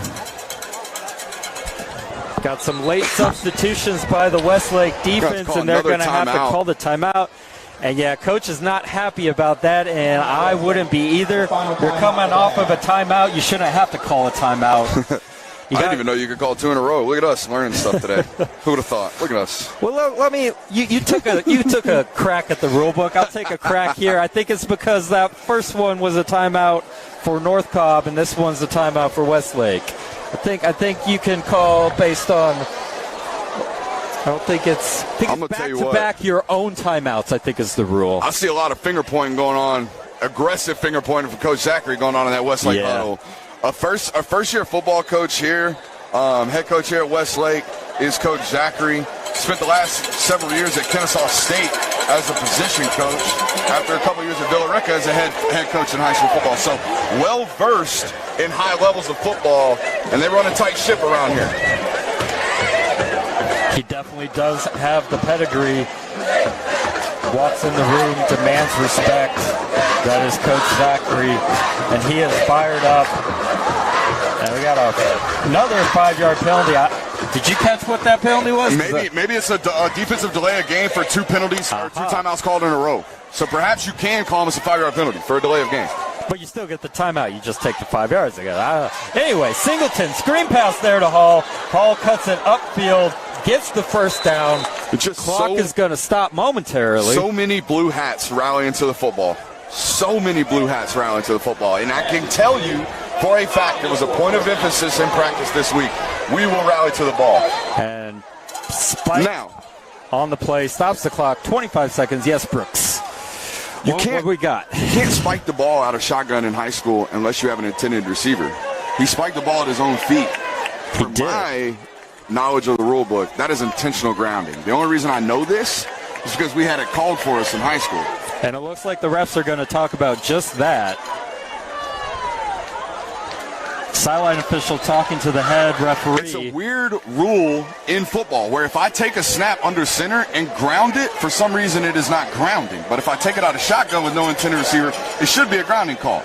It looks like that was the line judge's thought process. The white hat waved it off. So we got live ball right here, 1st and 10 for North Cobb. Well, it should be second down because of the spike. But shotgun, Singleton winds up throw. Catch is made and picking up and slamming to the ground. That was Easy Mome. That's David Eziomume right there. Eziomume, thank you. And they're going to clock the ball again. And they're arguing because, you can't. There's just confusion all over the field here. Fans are yelling. Refs are talking. Trying to figure out what exactly is going on. We got high school specific rules. And maybe they took the intentional grounding out of the shotgun on a clock play out of the rule book in high school football because it's clearly not being called.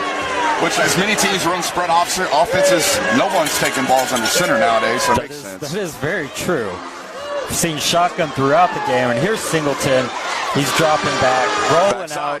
He's got time, and he's taking off, and he's going to run. He gets it up to the 17-yard line, and it's a first down. Clock is going to stop. They're going to move the 7 sticks. seconds. And exactly. Here's why you save that timeout, right? And When they spot this ball, it will be a running clock. Now, you have an option here as an offense.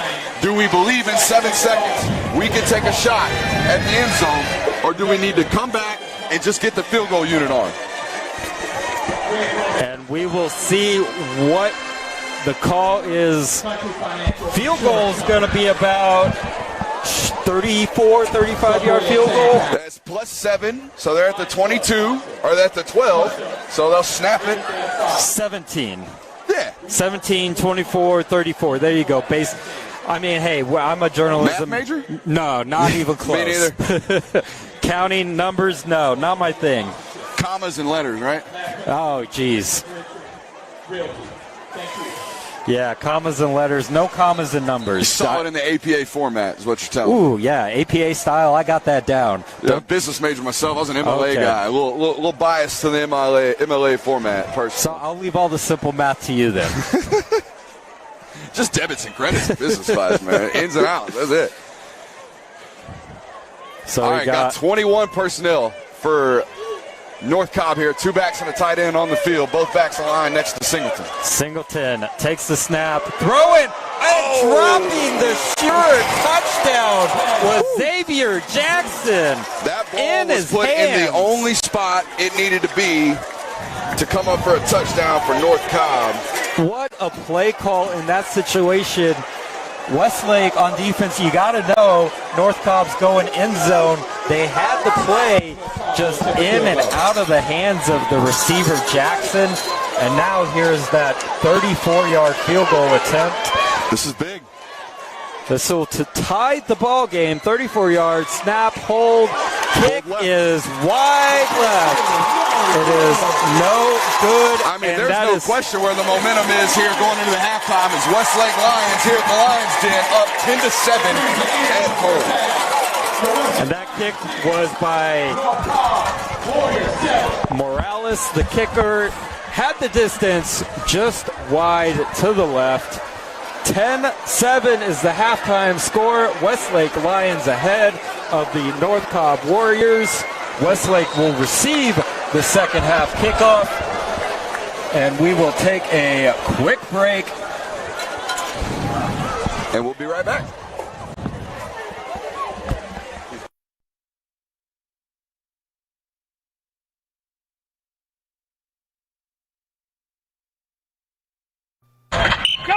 What it sound like?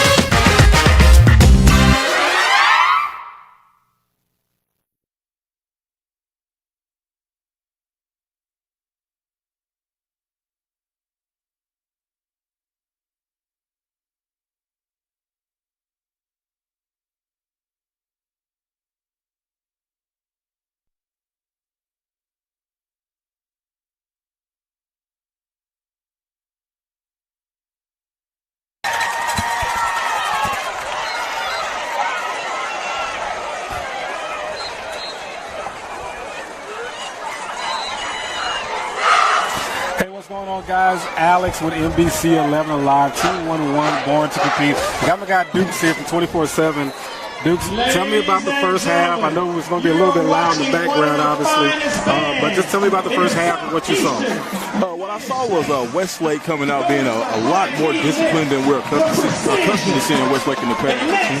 One of the things that I was really looking forward to was seeing how the defense was going to respond to the power read of Malachi Singleton and North Cobb Warriors, and they've shown up to the challenge today. I've also liked to see more of R.J. Johnson settling in the pocket.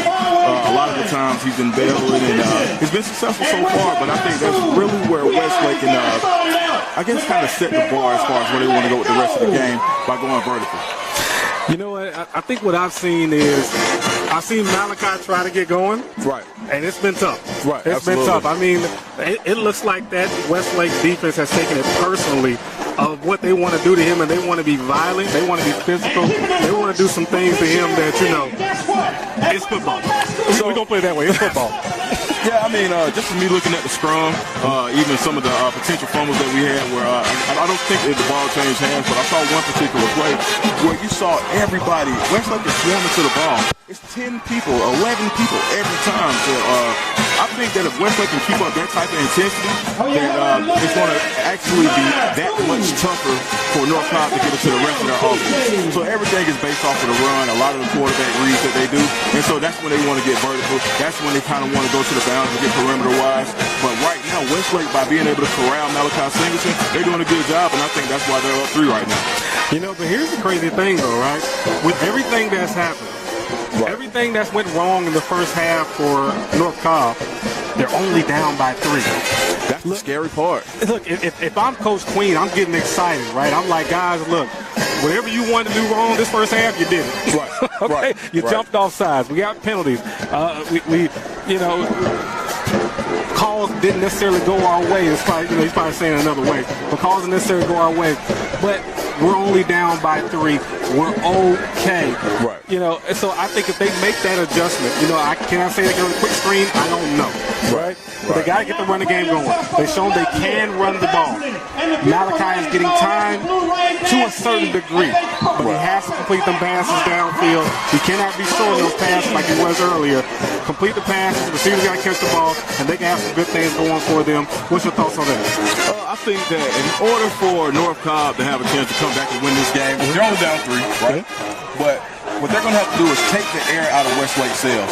They're going to have to come, a 3 and out would be A1 for North Cobb. They can come out and get one, take the crowd out of the game. Now the atmosphere is electric. The missed field goal, you saw how the crowd went crazy. So what you want to do is try to take the air out of Westlake sails, deflate the game, and go ahead and play the type of game that you want to play. Now let me ask, for the second half here, right? Let's just talk about North Cobb's defense. North Cobb defense, to me, has played well, right? I mean, look, it's a bend but don't break type of situation going on there. They've gotten off the field. You know, they just need their offense to do some more things for them. But you tell me, second half, what does North Cobb defense do? I think what they have to do is make sure that they protect the boundaries. We've seen a lot of that jet sweep to Jalen Thomas. I don't know how many yards he has right now, but Westlake has been very successful getting to the sideline. And if they can protect that corner, sit at home, maybe they go to a little bit of cover 2, just so they can keep an eye over the top as well as protecting the outside. I think that's something that North Cobb may want to put in their game for the second half in order to make sure they protect the sidelines. You know, when you look at Westlake's offense, they're doing a couple things, right? They're saying, okay, RJ, let's see you go ahead and complete some passes, which he's doing. He's doing a good job at it. He's managing the offense. I think he's doing well for everything that's going on, right? Right. As the band completes their set here, they're doing a good job, Westlake's band. But, you know, here's how I look at it. RJ's having a good game. He's running a little bit more than we like him to run. But, hey, he's being a quarterback. He's getting the job done. He's moving the sticks. That's their job, right? But I think something that's going unnoticed, obviously, to the casual football fan that we're seeing on the sideline is Juan Gass is down there doing his job. Yeah, absolutely. Big fella is leading the way, and Jay's getting a lot of those yards because they're running to their left, which is obviously what Juan Gasson is. And to me, arguably one of the best sophomores in the country is playing ball. Let's speak to that. So in the second half, as Westlake, you got the home court advantage. You got the home field advantage. You've got the momentum going right now. All you want to do is keep that clock running. Yeah. Lean on them. They don't have anybody on North Cobb's side that can get anywhere near the type of lean that, or the push back against a Warren Gaston. So if I'm Westlake, what I do is I lean towards that side, run a little quarterback power. Maybe get into maybe a little 2-3 blast, somewhere in there where you can keep the clock running, you can keep the crowd into it, and then it's always just you're 1 second away from Jalen Thomas breaking a long one. So I think if Westlake continues to run the ball and run behind Warren Gaston, I think they'll be successful. Now Westlake on defense, you say like what they do, probably do. Here's how I see it with Westlake's defense. Westlake defense is playing well, but they've had a couple things go their way too. Right. When you really look at that, there's some penalties down there that could have went either way, right? Depending on which team you're cheering for, is which way you wanted to go, right? So that's kind of how that looks at. But again, for the most part, they've held Malachi in check. Right. And they have been, so physical. I don't know how it comes on the screen, obviously, but if you're down here on the sideline, it is physical. The sideline is excited, and literally, the only word I could use for it is the coach said, "Hey, let's hunt tonight." And Malachi Singleton is on the menu. Tell me about that Westlake defense. I think they came out with a chip on their shoulder. Everybody's been talking about Malachi Singleton, player of the year. He's going to Arkansas. How can Westlake stop him? They lost a lot in the trenches. And I think some of the younger guys from Westlake have taken it personally. So you're seeing that push off the ball. You're seeing the cornerbacks in support and run support. You're seeing 10 men to the ball, 11 men to the ball. Roll call at the ball up, we used to call it. So I think that Westlake has taken on the challenge of seeing somebody who's such a highly touted player come in, and they're up to the challenge. Now, as the rain starts to go ahead and look like it's starting to come down a little bit, hopefully it's not too bad. Everybody's going to be okay. That's the running game. Here we go. Here we go. Absolutely. That's a running game where it's two people I look to stand out in this, and we already talked about them. Big Warren, they're going to run behind them with Jaden, get that going. RJ obviously go ahead, short, complete the passes, and when you can go deep, obviously go deep, right? That's kind of what you're looking for in a wet game like that. You can control the ball, right? Hold on to the ball with your hands. And then on North Cobb side, you're looking at, hey guys, look, if it gets a little wet out here, we're going to have to go ahead and do what we do, and we're going to have to believe in Malachi Singleton, who arguably some people are saying might be the player of the year. What do you think about the second half when it gets rainy?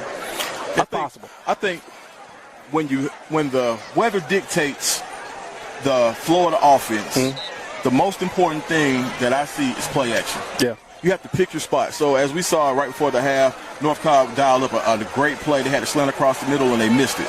But Westlake was looking for the quarterback read. So as North Cobb continues to try to emphasize the run, the play action is going to be super important. I think on both sides. I think you may see RJ hold the ball a couple of times and step back and hit that pop pass. So I think play action is going to be really big in the second half, especially as the weather dictates the flow of the game.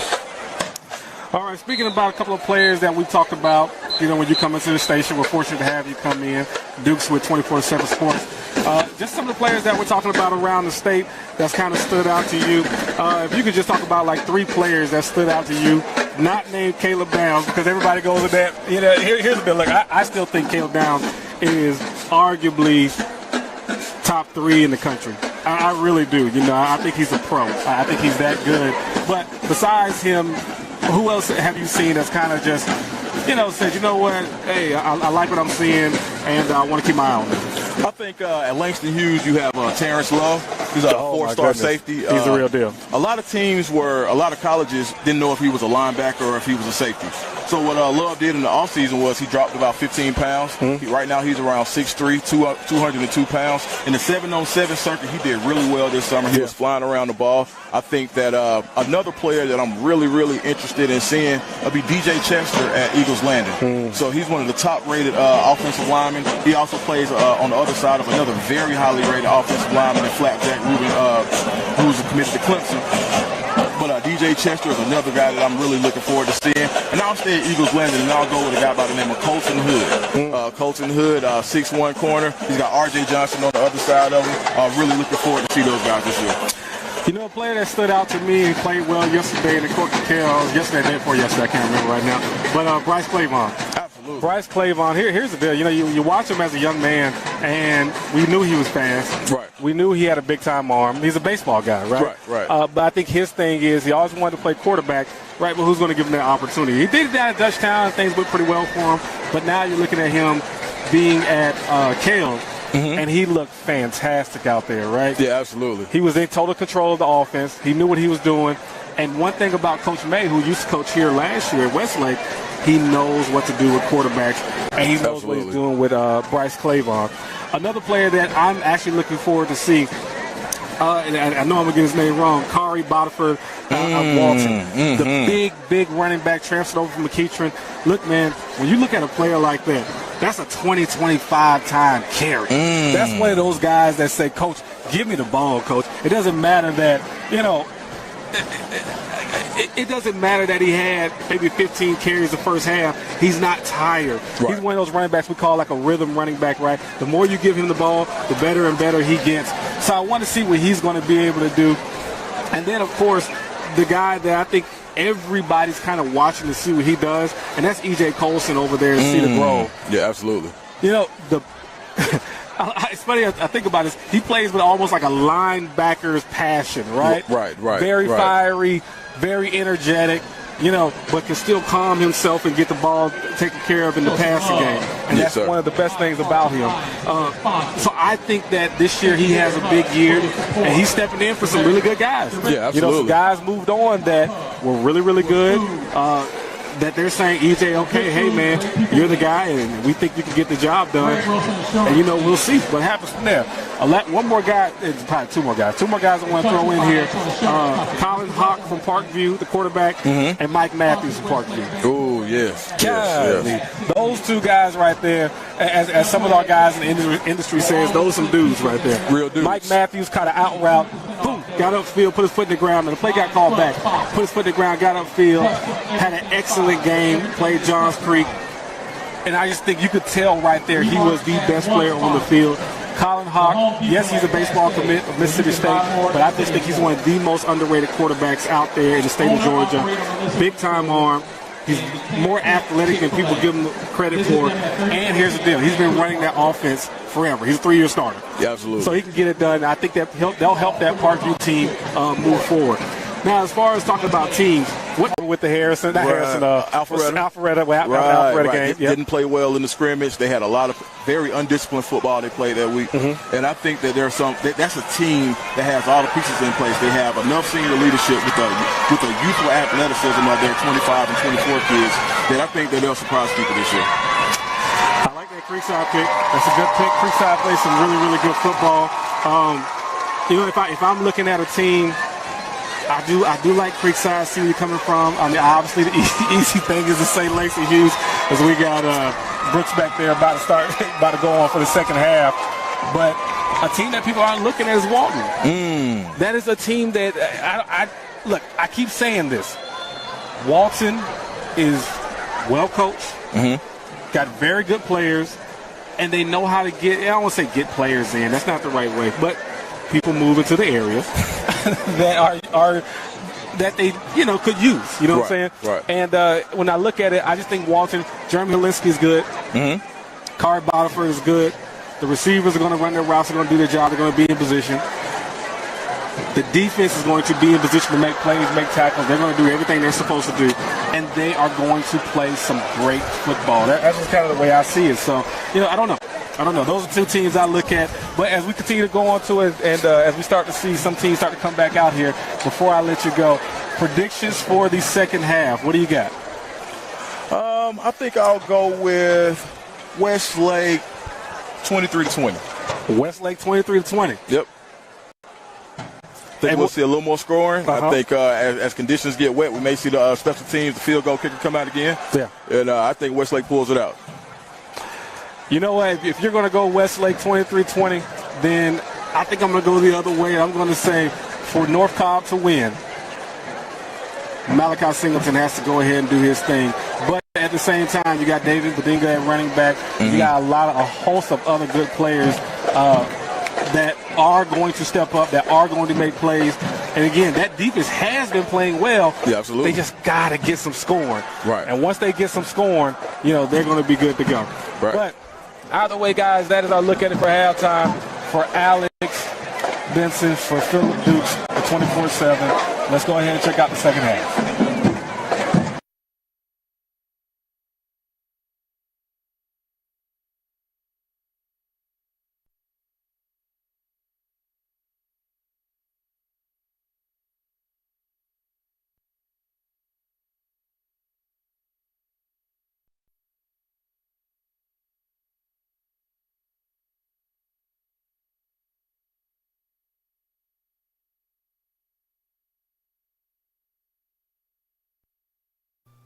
What it sound like?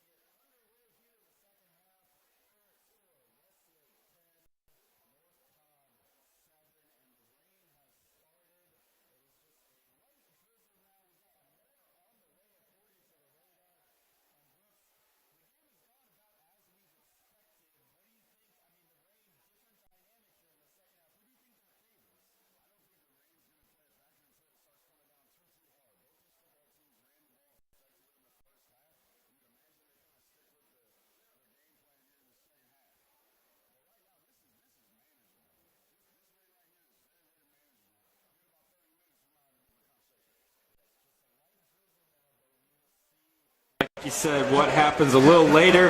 And the kick is underway. Westlake will start the ball, and we're going to the 40-yard line. 42-yard line is the starting field position in the second half for the Westlake Lions.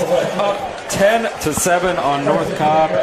And, of course, to end the second half, North Cobb misses the field goal. It was a sure touchdown that was dropped. And that is the difference now. 10-7 is the ball game. Is the score in the ball game. I get to call this game next to one of my former teammates right here, Coach Snoop. We moved down into the box for those in at home. We were getting rained on a little bit. Decided we'd come into the box here. We're standing right next to the Westlake coaching staff. So if I'm a little quiet or you hear something you ain't supposed to hear, sorry. Weather makes adjustments out of all of us, and that is Thomas going back to what they did. And there's a bit of a juggle, drops the ball. I think we saw our first halftime adjustment already from North Cobb. They've been getting beat a little bit by that stretch zone from Westlake. There you saw him fire the safety. Number 9, Caleb Jenkins, he makes that play in the backfield for a TFL. It was a great play there. Like you said, 2-yard loss on the carry by Thomas.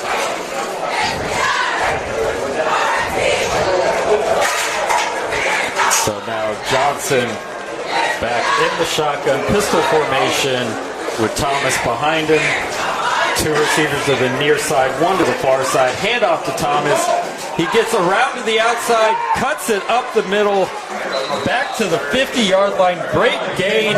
He's a 10-yard gain there. He's a smaller back in stature, but I've been really, really impressed with his ability to run after contact, run through arm tackles tonight. He got hit at about +2 right there and ended up turning it into a 7-yard gain, carrying a couple of defenders. Jaden Thomas, like you said, 5'9", 175 pounds, the senior running back. Undersized, hasn't got a lot of looks in recruiting from what I've seen, although you are the recruiting expert. What have you heard with Thomas? Not yet. First year here at Westlake. I believe he was at McEachern or somewhere else last year. Here now at Westlake, being the primary featured back. And this is kind of his coming out stage tonight here on Level Live Sports. And he's having a great night. It seems well over 100 yards at this point in the ball game. To say so. He's definitely been carrying the offense for Westlake as we have a timeout on the field here. We need to hire us a statistician. We do. Get somebody in here, just rack up, 12-yard game by Thomas. Next thing you know, midway through the third quarter, I'm not sitting here approximating how much yards somebody got. We can tell you, over 100. But I think he's pushing that century threshold at this point in the ball game. Yes, we're currently going by feel. It feels like 100. But I feel like that is a safe bet. And he's not done. I mean, we've got most of the second half left. We're only a minute 20 into the second half here. First possession of the ball game, or the second half. Every year when I go to high school football games, the first 2 or 3 weeks, I see cramping issues. I see guys with dehydration issues come midway through the third, fourth quarter. You wonder if that's going to play a role tonight as Thomas gets licked up. And it's the same play call. That's what I'm telling you.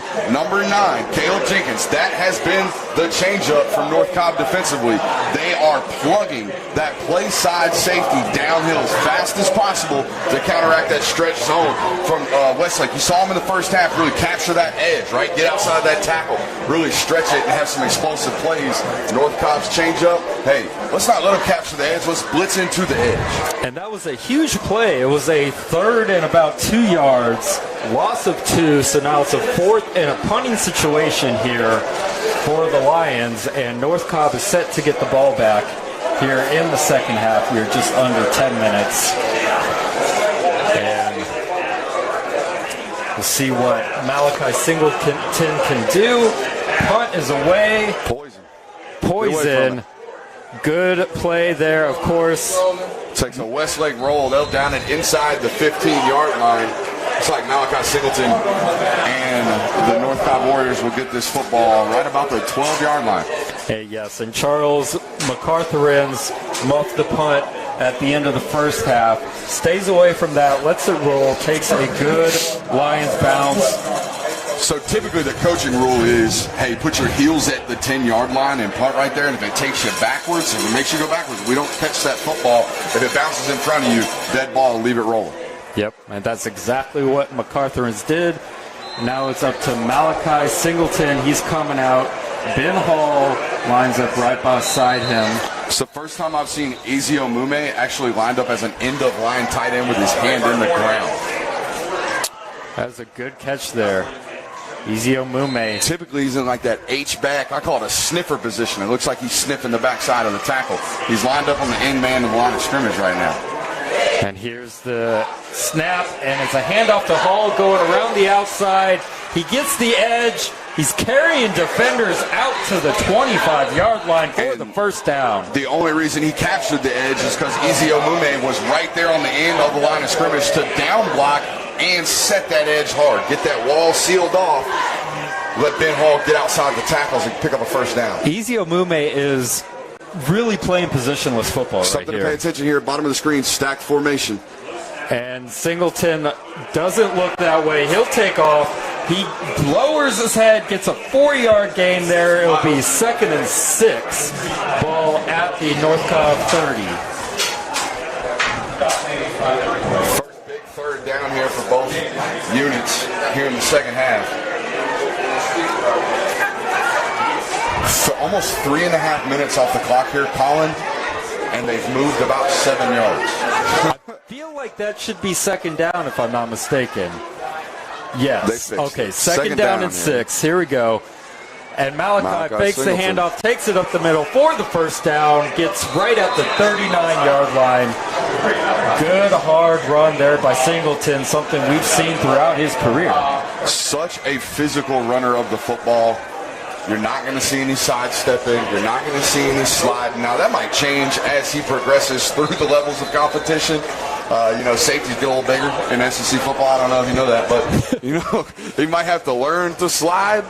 No baseball background, believe it or not. Most quarterbacks, I feel like, here in the state of Georgia are baseball background playing kids. Malachi Singleton, not one of them, but, I don't want him sliding. Part of his personality, part of his bravado, if you will, is that physical nature of the style of play that he carries.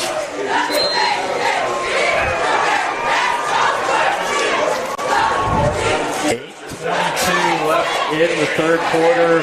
Shotgun snap. Screen pass there. That is Badinga making a man miss, and he gets to the outside into Westlake territory, out of bounds at the 42-yard line. David Badinga is never going to be one of these guys that runs a sub-11 second 100. He's not a blazing 40 guy. He's not going to run a 4.4. But inside of a 5-yard area, he might be one of the more explosive running backs Georgia has to offer.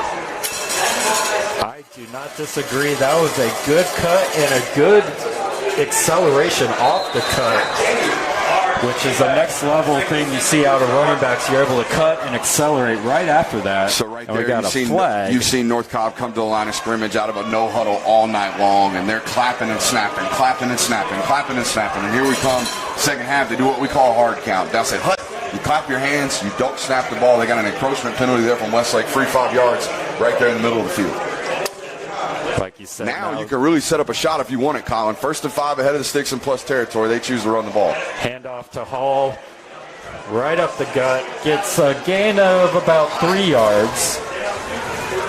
2nd down and 2. Going no huddle right here. Going fast. Here's the snap to Singleton. Handoff again to Hall. Hall gets the first down to the 30-yard line. I love watching offenses play with what I like to call selective pace. Sometimes we play fast. Sometimes we play slow. Sometimes we're on the hard count. Sometimes we rush to the line of scrimmage and run the same play we just did. NASCAR, as we called it in the first half. North Cobb doing a great job here of not really being super complex in scheme, but just changing something like the pace of play on a drive can give somebody, put a defense on their heels, rather. We've seen adjustments on both sides of the ball from North Cobb coming out of the locker rooms. Both have looked very effective. We'll see if that proves to be the difference in the ball game here. Solid answer here to start the half by North Cobb. For sure. Here's the shotgun snap. Westlake dialing up pressure here on first down. Handoff to Badinga. Badinga gets to the outside. Great tackle. Good pursuit there by Westlake. That's what it's been about all night. That has been the story for this Westlake defense. It hasn't been an individual effort. We haven't called a singular name over and over again tonight. There's not somebody tonight with 12, 13 tackles. It has been a collective rally to the football effort from these Lions tonight. It looked like Badinga was going to get the edge, but not to be. Good gang tackle there. Stuck at the 30-yard line. 2nd and 10. No gain on the play. Now Singleton looks to the sideline. Yeah, a little check with me, right? Get to the line of scrimmage, downset hut, give a little hard count, check with your offensive coordinator, see what he likes, get the call, try to execute here on 2nd and 10. Here's the snap. Fakes the handoff to Badinga, and up the middle goes Singleton, and he gets across the 20, down to the 18-yard line. First down. They are a quarterback power read football team. That's what you're seeing. They're giving that outside stretch zone look, pulling the backside guard, inserting their lead rusher in their quarterback right down the gut of that defense. It is a tough, physical, downhill football play, and it's hard to stop. Going to flip Badinga here. They're just leaning on these guys from Westlake right now. A nice sustainable drive here for North Cobb. Singleton keeps it. Lead blocker Badinga, but able to get under that and making the play there in the defensive backfield. Let's get a number on that. The only problem with running a power play like that over and over again, you start getting the front side of the defense really starting to anticipate it, right? They start flowing real heavy over the top. That's why you see Malachi having to bounce it right there on that play. Bryson Oliver, who was able to duck under the block, making the tackle on Singleton for no gain. Now 2nd and 10 at the 18-yard line for North Cobb. You got to feel like if you're Westlake here and you can hold them to at least a field goal attempt, you might have a chance to go get after it. But you got to get off the field here on these next 2 downs. Low snap, Singleton grabs it, and Bryson Oliver makes another play. Gets his hand on the screen pass. Incomplete. You know, havoc plays come in a variety of ways, whether it be tackle for losses, interceptions, sacks, things like that. Another major havoc play is just something like that. Pass deflection at the line of scrimmage. You knock them behind the sticks. 3rd and 10 now. And this is a tough play call here for this North Cobb offense. It would be a 35-yard field goal attempt from this end of the field. North Cobb missed a 34-yard attempt at the end of the first half. False start by the left tackle right there for North Cobb. You see that movement, that shift from Westlake. It's the first time I believe we've seen it tonight where the entire line moves and it comes on a critical down. We talked about North Cobb playing with good pace. There Westlake is shifting their defensive line on a critical 3rd down and 10 right there and drawing the false start penalty. That is a play straight from the University of Georgia's defensive playbook right there if you watch that team play this year. And that is a big 5 yards. It's a massive 5 yards. You know, they're already on like very borderline field goal range. This is probably puts them out of range. Singleton needs to gain some yards back on this play. Here on 3rd and long has been Malachi Singleton on some type of draw play. Looks like they're going to the air here. He's going to have to scramble. Good pressure there. Singleton's able to evade it, but not. It seems like the entire defense was in the backfield to make that play. Great job, great pursuit. And that's you hit the nail on the head. Great pursuit, right? It wasn't the first effort. It wasn't the second effort. It was the 3rd, 4th, and 5th effort that brought Malachi Singleton down right there. And they are on the 30-yard line. It is 4th down. First down is at the 8-yard line. Again, man, like there's nothing in the playbook here, but you're out of field goal range. You're kind of in no man's land in terms of a punt. I mean, try to get half the sticks and put them inside their own 20. Just take some field position here. Certainly, there's no 20-yard 4th and 20 play calls, but something crazy might happen here.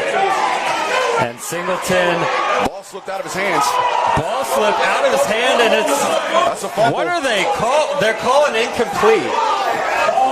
It was one of those old kind of backyard moving forward, something. I don't know, the Westlake faithful here are not exactly happy, but how can you not be happy? Honestly, it might have been a field position detriment had they called it a fumble because the ball goes back to the spot of the original play, which is at the 30-yard line. So Westlake going to get the ball here 1st and 10 at the 30 after standing tall on the possession right there defensively. Good eye on that. Yeah, the fumble seemed to be recovered, would have been recovered at the 22. Instead, incomplete pushes it up to the 30. That's where Westlake will start. R.J. Johnson in the shotgun, ready to take the snap. And here's the handoff to Thomas. Thomas to the near side. Macon cuts and gets it up to the 40-yard line. He does. He has such a natural feel of the ability to set up his blocks on that outside stretch zone right there. Just a little bit longer. The more patient you are, the more we can deliver those blocks to the defenders, the bigger those holes are going to be when we finally decide to stick our foot in the ground and get north and south. Thomas is doing a great job of making himself skinny in the hole, making those cuts. He's already a short back, and he's taking advantage. He's utilizing his 5'9" frame, getting small. And here's another example, making cuts to the 46-yard line. Good chunk, solid 6 yards on first down, 2nd and 4. Looks like we got an injured Warrior on the play. Yes. Let's see, number 77. A defensive battle to start the football season here. Brian Graham, the defensive end from North Cobb, who's shaken up. I'll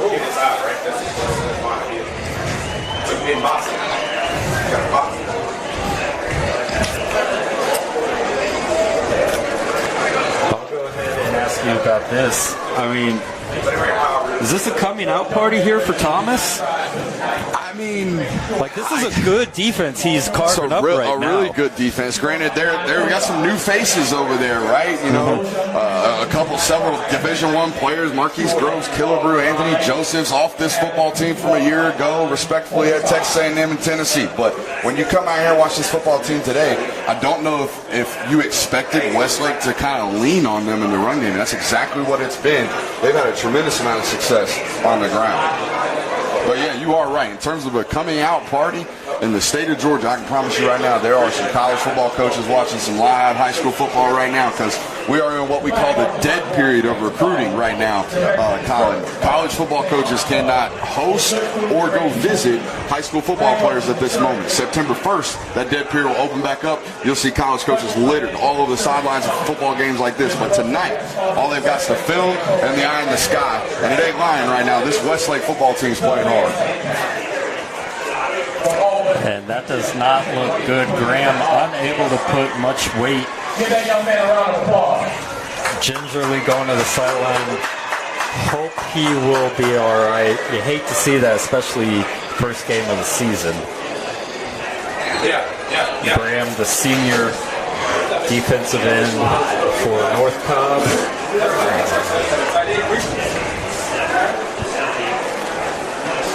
Just over 3.5 minutes left in this third quarter. Is this our second possession of the half? North Cobb's had it once. Westlake's had it once. We've ran almost 10 minutes off the clock. 9.5 minutes off the clock in 2 possessions. That tells you what kind of offensive game plans we've had today. Westlake definitely controlling the pace here on the ground. Here's the snap. Hand up again to Thomas. He'll gain 3 yards. Always getting that extra yard, 2, 3, 4 after contact. You know, when you see these odd front defenses like North Cobb, if you're watching them tonight, those Mike and Will, those 2 linebackers in the middle, they're plugging A-gaps left and right? They're really flooding the middle of the offensive line. Now, not only has Westlake in this second half particularly done a great job picking up what we call blow-throughs, but their offensive coordinating staff has identified, hey, look, if they want to flood in between the guards, if they want to keep blitzing Mike and Will in the A-gaps, we'll just keep running stretch zone and keep attacking, outside the tackles. So it's kind of, hit them where they ain't type of a game plan here for this Westlake offense. And we've had a penalty, it looks like. Yes, there's a flag on the field, and that's going to back up Westlake. Is unable to see what exactly the call was there, but you were too busy listening to me yammering. It was after the play penalty, because it's going to be 3rd down. So it's backing it up, 3rd down and 16. You're going to get quarters here from North Cobb, it looks like. So we got trips to the near side. RJ 6. Back to throw. And he'll take off running. He's got room. Makes one-man miss. Trying to get the first down yardage. Unable to do so, but there's a flag. Got a holding call here on Westlake. Yes. That's going to knock that play back. It would have been a decision, as it would have been probably 4th and 2, but like you said, it's not going to matter as the play is going to be coming back on the hold. Forgive me, man. I've scouted R.J. Johnson 3 years now. I've known him since he was 14, 15 years old. I don't think I would have shown up and said, hey, his best attribute today has been his legs. I mean, he has made a tremendous amount of plays. Now, some of them have been called back, but he's making guys miss in open field. I'm not saying he's not an athlete, but you think of him much more of a thrower before he is a runner, right? This is a guy that, like I told you in pregame, might throw for over 10,000 yards in his career, but will never rush for more than 400 yards in a single season. He'll probably go over that this year based off what I'm seeing tonight. I mean, he might get that before the halfway point of the season if this is how he's going to play. He's definitely adding that to his arsenal. Senior quarterback for Westlake. Now it's a 3rd and 11. It's the down and distance, and here is R.J. Johnson unable to connect. Just kind of floated on him, man. I think there was a little bit of indecisiveness there, maybe a miscommunication. I think the depth of the receiver in plays like that is so vital. If you're supposed to run an 8-yard hitch back to 7 and you run a 9-yard hitch back to 8, we're off by a yard. And from an obvious viewer's standpoint, you might say, wow, that was a bad ball from the quarterback. I look at it and say, I saw a quarterback let up on that ball because he seemed like he was getting a busted assignment down at the bottom of the screen. That ball did not come out like we've been seeing it come out all night. Yeah. That was intended for Travis Smith Jr. Timing was off on the play, and 4th down. Here's the punt. Good punt, and getting away from that. Did it hit him? It hit him. They threw the beanbag. They did throw the beanbag, and smartly getting back on top of it. I don't know if the Westlake defender knew that the ball was live. It seemed like MacArthurans was the only one who knew that ball hit him. I mean, that beanbag being thrown by that receiver or that referee was unmistakable. It's still down on the field at the 26-yard line. Referee picking it up now, so they definitely called a muff punt. North Cobb lucky to jump back on that. Yep, that was Charles MacArthurans back there to field the punt. He gets back on top of it. Been shaky back there twice today for North Cobb. Very shaky. Something to keep an eye on there as we get later into this ball game. We got a minute 51 left in the 3rd quarter. North Cobb back on offense, down 10-7. I don't think there's any way this North Cobb offensive unit thought they would be struggling this much tonight. And there's the handoff up the middle there. Small game, maybe a yard. You're seeing the blueprint down for stopping high school quarterbacks that are dynamic in both the running and throwing aspects of football. If you can load the box, play cover 0 all night. Look at Westlake. No safety in the middle of the field hardly at all. Playing man-to-man coverage. You have to be willing to do that. And there's a completion and on the if that play. right there happens, if they finally say, hey, playing off-man coverage, let's throw a little slant. If they want to 5-yard dink and dunk you all the way down the field, then don't break. They've done a great job of doing that tonight. That was a 10-yard completion to T.J. Smith there. North Cobb going back to a little pace of play right here. Check with me. Trying to see what the defense sets up in. So and then take a look at it. Ben Hall standing beside Singleton. Blitz back for number there 5 in the backfield. Timeout Westlake. Timeout. There's a flag thrown. Timeout beats the flag, though. So we got a timeout for the Lions. The flag was going to be encroachment, it looked like, based off the line just from the far side. But you are correct. I think they got the timeout called before the encroachment. Yeah, so Westlake saves the 5-yard penalty with the timeout, although it seemed like that might have been coincidental more than anything. But a good break for the Lions. That was a oops, we got lucky on the timeout right there. Exactly. And we are under a minute here in the 3rd quarter. We're moving along here. Hey, time flies when you're having a blast. I'm having a good time. I don't know about you guys at home, but it's been a good football game to start this football season here in the state of Georgia. And actually, they are going to call the 5-yard encroachment. All right, now, I I saw Westlake dialing up a slot blitz from number 5 on the last play. I don't know if they're going to come back to it because they showed it. Especially now they're getting tricks to the bottom of the screen. Probably going to have to move away from your blitz call. So Singleton in the shotgun. Hall to his right. Handoff to Hall. Hall's going up the far sideline. Gets across the first down marker. It's about at the 47-yard line. Gain of 5 for Ben Hall. Now look, North Cobb's done this several times tonight where they look like they have a promising drive and then oops, holding call, or oops, false start, or oops, all of a sudden we're in 2nd and 20 and we've suddenly killed a drive. And we have our first cramp of the night. I know a cramp when I see one. When you see somebody slamming their feet on the ground, sticking one foot up in the air, they are about to get stretched. So that is a Westlake defender. Yeah, right there. That's a dead giveaway. You see some toe pushing, calf cramp already. Our first one of the night. I give them credit. We're almost in the 4th quarter. That's not bad. Not bad That's at all. not bad, especially when you consider a lot of these guys playing a little bit of both ways. A lot of these guys, might be starting on defense and they got to do punt team, or starting on defense and they got to do kickoff return. This is a big school here at Westlake, but the best players play at all times.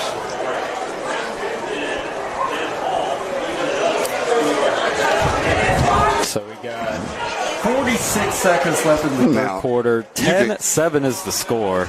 You can call me a curmudgeon, but if you got a calf cramp, come on, dog. We got to get you off the field. Get off the field, If this were practice, coach would be yelling Riverside. We'd flip the whole field, and they'd take another snap.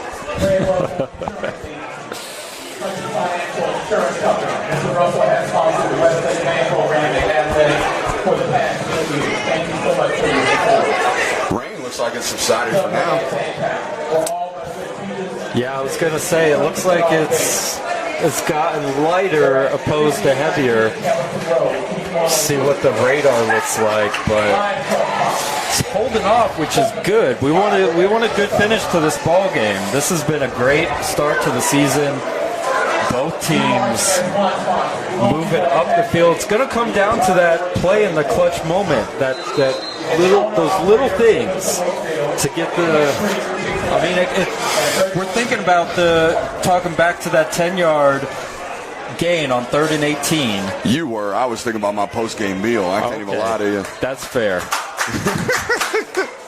Now you got me thinking about the post-game meal. Man, why'd you have to do that, Brooks? Concession stand hot dog, half off, 4th quarter, guaranteed. Y'all got any leftover food? Yes, we do. 2nd and 10 right here. I don't know if we're going to get another playoff. Looks like North Cobb might be content taking this one to the 4th quarter. Or maybe they don't realize that there's only 23 seconds left, 20 seconds left here in the quarter. Either way, looks like it's going to be our last play of the 3rd quarter on to the 4th. Yep, here's the snap. Fake to Hall, taking it himself is Singleton, and great tackle. That's what it's got to be. That was A.J. Smith on the tackle. It's a great open field tackle against a guy who doesn't go down easily. That's the quarter. As the Westlake coaching staff says here in the booth, 4's up here at the Lions Den. Westlake up 10-7 and a little bit of a shocker. Look, both these teams, top 25 per max preps, all across classifications in the state of Georgia. Westlake ranked 17th entering this season. North Cobb ranked 4th. So if you're one of these preseason rankings gurus, probably an upset brewing right here on the southwest side of Atlanta at this point, right? But you don't count out a football team like North Cobb. They've been in battles like this dating back to last year. Like I said, they were in a 4th quarter fight against Buford. Came out on top of that one. Buford came out on top of that one. They were in a 4th quarter fight against Roswell last year. Dropped that one 45-42. So they've got to find a way to respond in a 4th quarter football game, because what the history of this football team says is you either beat the brake drums off of people or you lose tight ones late. That's been the MO over the last 14, 15 football games for this program. This is a great opportunity to kind of set the tone about, hey, we're a football team that's going to finish this year. If you got us down in the 4th quarter of a football game, we're going to fight, scratch, and claw to get back into it. Took the words right out of my mouth. Tone setter here to open the season. Trying to do what they couldn't do against Buford and win the close game against a very good Westlake team. And we are set to start the fourth quarter here. Singleton takes the snap. It's a 3rd and 10 play. Throw is made, but tackle right on the point of catch. It is going to be a 4th and 5. It's the automatic go for it down right here for North Cobb. Catch was made by Xavier Jackson. Got half of it, so it's now 4th and 5. I have to tell you, Colin, if I'm an offensive coordinator from North Cobb right now, 3's my guy. 4th and 4 right here. I'm going to live and die on the shoulders of Malachi Singleton. Let's see what North Cobb does here. A little hard count, check with me, see what we like, what we don't, and get after it. See a lot of pointing, that's run game identification typically. And here's the handoff to Hall. And Hall's going to pick his way through, and he gets the first and a lot more inside the 30. What an extremely patient run right there from Ben Hall. Just getting behind his guys as they run a little counter, get outside the box. Ben Hall gets north and south eventually and picks up the first down. About a 9-yard gain right there on 4th and inches, and North Cobb's got a drive brewing. Like you said, patience, especially on 4th down when you know you have to get 5 to be able to pause. Most guys overrush that, man. They might not be as, willing to wait it out, let it develop. And here's the throw by Singleton. Catch is made. That was a similar play to the last 3rd down. Xavier Jackson. We call that a keep them honest play right there. You're just trying to make sure that corner's not over there sleeping, One broken tackle out there, 5-yard pitch and catch might turn into a 15, 20-yard game. And give credit to Jericho Washington there on the solid tackle. Gain of appears to be 3. So now 2nd and 7. Malachi Singleton, Ben Hall in the backfield. Westlake playing a 2-high shell. Both safeties at 12, 15 yards. They are ready for pass protection right here. And Singleton takes a shot to the end zone, off the fingertips. And there it was. Incomplete. That was intended for Eziomome. Grimstead with the breakup right there. That backside safety again. Because they're having the ability and the willingness to play those deep safeties right here in these situations, they have a chance to break up what was a beaten ball, right? That corner is beaten on that post right there on that play, but because they have help over the top with the safety, because they've been able to stop the run willingly with 6, they have a chance to bat that ball down and stop a touchdown. Big play here for North Cobb, 3rd and 7. Like you said, big 3rd down. Snap is to Singleton. Singleton takes the underneath throw, and unable to hang on to that football was Ben Hall. Yeah, he took a big shot right in the rib cage right there. Ben Hall, not necessarily known as an all-purpose back, he can catch the football out of the backfield, but if you were to ask this North Cobb coaching staff, hey, you got an option of your 3 weapons, Ben Hall, Mbadinga, or Eziomome, catching the ball on 3rd and down out of the backfield. Who do you want? Probably Badinga or Eziomome. Ben Hall probably being the last one mentioned there. But again, just tough break right there. Can't quite haul it in on 3rd down. It's now 4th and 8. Here's the snap to Singleton. Singleton surveys the field, gets the receiver going up the ladder to make the catch of Xavier Jackson for the first down. Huge play by both Singleton and Jackson. Singleton in there, double pumping, double clutching, waiting for that spot route to clear. Finally hits Jackson and allowed to complete it there. Shouts out to the offensive line as well. Got to be able to hold up in that situation right there. And that was a play North Cobb needed to make, and they made it. We're now 10 minutes left in this ball game, and we got a whistle timeout for Westlake. So that's their 2nd timeout of the half already. So they called a timeout on the 3rd and 15. Backed up. Yep. Actually, that's their last timeout. They are completely out of timeouts. We'll see if that comes 14 minutes into the second half. And, we'll see if that comes back to bite them. Yep. North Cobb has all 3 of their timeouts. Hey, if you just saved a touchdown right there and it cost you a timeout, that's fine. You take it. If you are standing on the sideline and you're looking out and you're saying that's a busted alignment, we are not lined up correctly, we are about to give up 6, you burn the timeout. You absolutely 100% burn the timeout. In a game like this where possessions are not only at a minimum, we've only seen 3 possessions in the entire second half at this point, right? Maybe 4 at this point. So possessions are at a minimum and points are dang sure at a minimum with just 17 scored here through almost 3.5 quarters. Exactly like you said.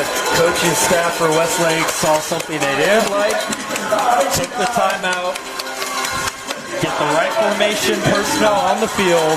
Do you feel it, Colin? Oh my Do you gosh. feel it? It's good to be back. It's good to be back. High school, big time high school football in the state of Georgia. Week 1 matchup. 2 top 25 teams in the state. And we're coming down to the last 10 minutes. Who's going to make a play? Both running backs next to Malachi Singleton in the backfield at this moment. Here's a snap to Singleton. Option. Fakes the handoff. Singleton keeps it himself. And he'll gain a couple. Penetration and pursuit. That's how you stop options. If you get into the backfield, you will push that mesh point back further and further. And next thing you know, with great interior pressure from Westlake, Malachi Singleton is standing next to his option running back. There's no chance you can pitch that football when they're standing hip to hip because that defensive line from Westlake pushed that offensive line 3 yards into the backfield. It's now 2nd and 7. Ball is on Westlake's 11-yard line. Singleton takes the snap, handoff to Hall. Hall surveys, finds some room to the outside. It's going to be close to a first down. Might be just a yard short. We'll see where they mark him.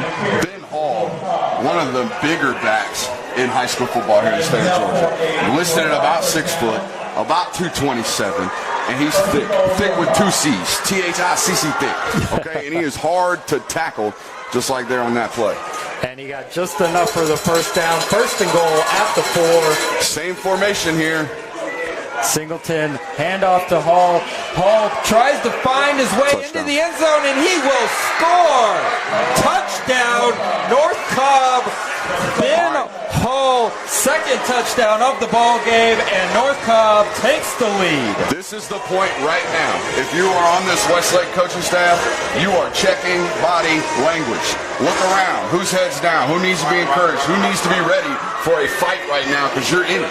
You've been up in this football game. You have commanded this football game, and here we are midway through the 4th quarter, and suddenly you're experiencing your first detriment of the football game. North Cobb scores their 2nd touchdown of the game. Ben Hall has both of them. It is now 13-10 pending the extra point, and we are... Huge extra point right here. This turns it from a 1-possession game to a 2-possession game if you can convert this PAT for North Cobb. So if you're Westlake, you gotta throw the kitchen sink at this one. You have got to get after this ball. It'll force Westlake to have to score a touchdown, and the extra point is up, and it is good. Good clean operation. 14-10 is the score. Westlake will now need a touchdown. Field goal does them no good.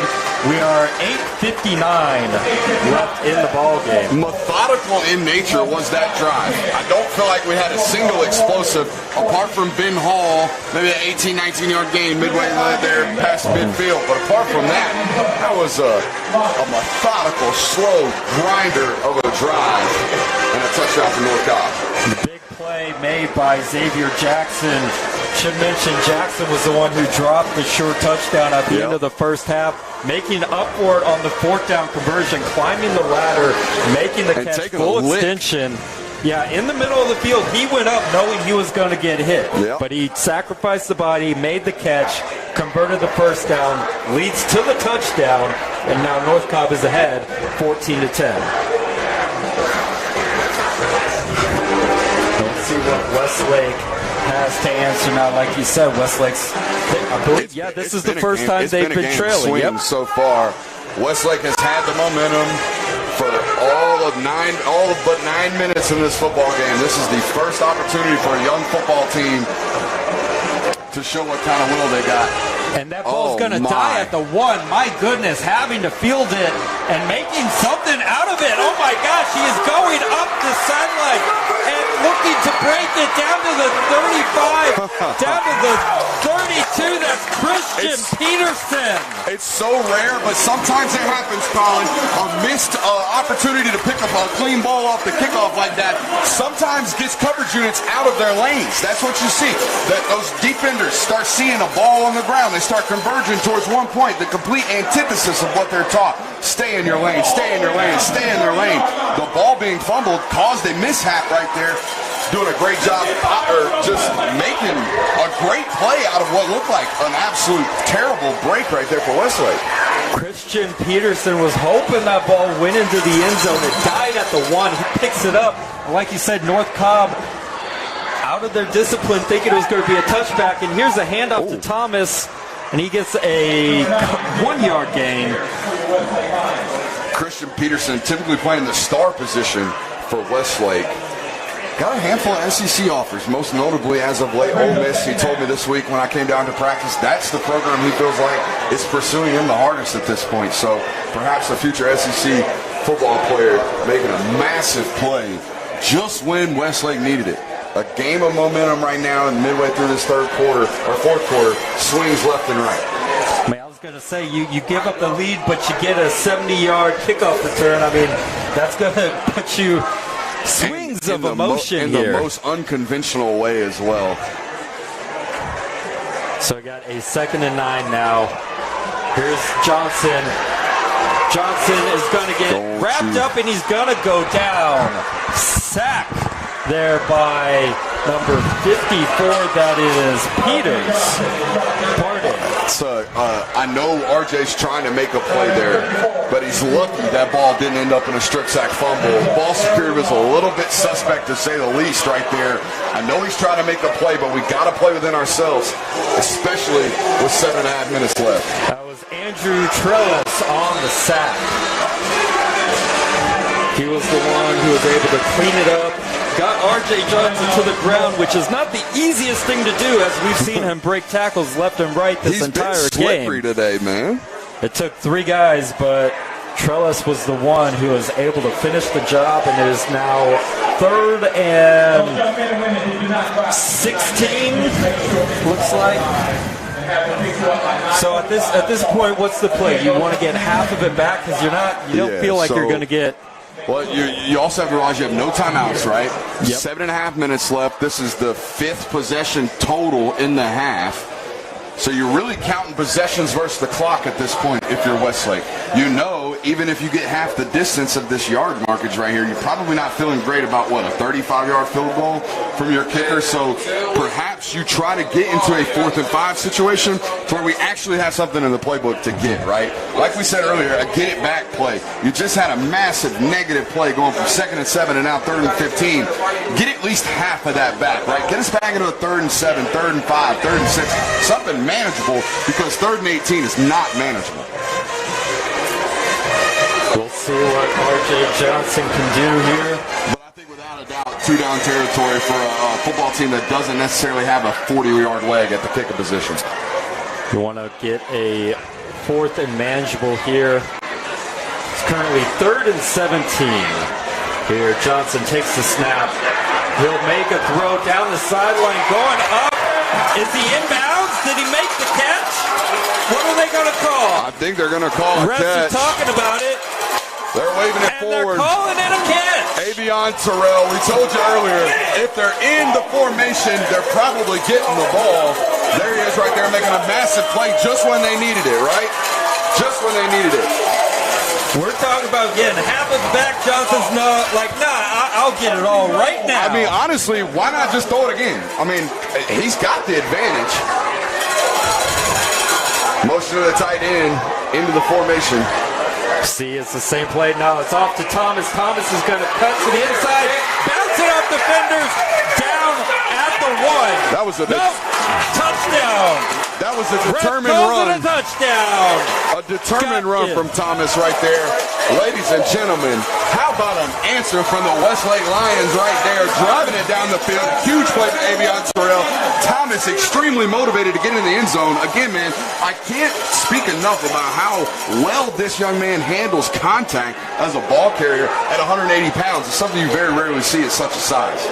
That was about an 8-yard touchdown run with 3 broken tackles. Gets right across the goal line. Ooh. Extra point. Good. Gets over the crossbar. It's now 17-14. Westlake retakes the lead here with 6:50 left in the ball game. We got ourselves a ball game. My goodness. goodness, the players are coming out to play. The big guns. What a last 3 minutes of football. I mean, holy smokes. Talk about an answer, though. The first time Westlake trails, they get the 70-yard kickoff return there. Unconventional by Peterson. And then great catch by Terrell playing receiver. Normal cornerback playing both ways. Goes up, grabs it, 3rd and 17. And then Thompson finishes it off. Broken tackles into the end zone. Westlake back up front. Huge possession right there. Again, this is a relatively young Westlake football team. Obviously, Avon Terrell, the Clemson commit in the 2023 class, he'll be gone next year. But the bulk of the plays that we've seen made tonight have been from 2024 kids, juniors that will be back, particularly on this defense next year. Now lining up for the kickoff. I mean, if you're North Cobb, you don't want to look ahead too much, but you got a week off, and then you got to play Buford. That's a tough start to the season, but that's what you do when you got championship aspirations. And that one is fielded at the 5, coming up to the 20, unable to make a man miss. It was about the 22-yard line. Peterson playing both ways, gets the kickoff return, and he makes the tackle on the kickoff. Look at that, Christian Peterson. I truly believe whoever ends up landing Christian Peterson is going to get a daggone good football player. Just really well-rounded. You watch him in the 7-on-7 circuit here in Atlanta. He covers really, really well. Willing striker, willing tackler. Can obviously make plays with the ball in his hands. Has really good ball skills as well. I think he's one of the more underrated players in the state of Georgia. Peterson, only a junior. He'll be back. Like you said, a lot of these playmakers coming back in 2024 for Westlake. But they got aspirations for a big 2023 here, and that is another game tackle. About 5 Lions there on the tackle. Sticking his nose in there as well. Love watching corners come down and strike and be willing to hit. It looks like we have another injured player on the field. It's like an offensive lineman. That was Ben Hall on the carry. Hall committed to Michigan.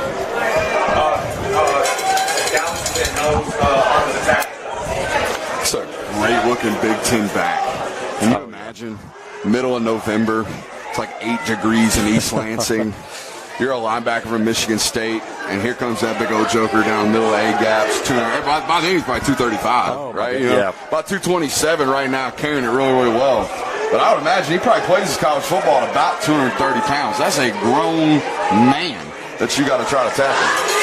Well, that's why it's taken 5 Westlake Lions to tackle him here.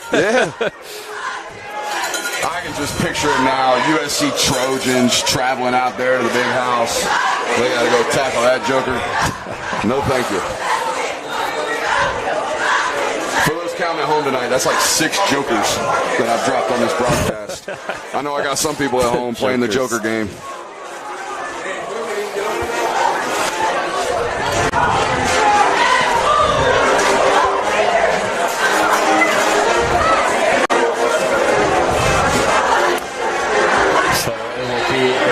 Second and 8 now.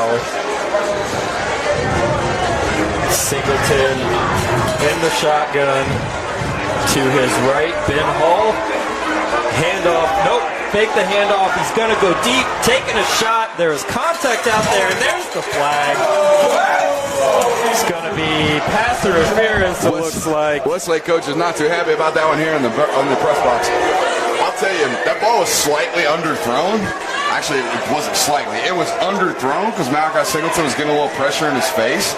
And I think that's the only reason that the pass interference was called. Because when the ball is underthrown, the receiver obviously has to gear down to come back to the ball. And if you're impeding his process to fight back to the football without your eyes on the ball as a defender, easy PI.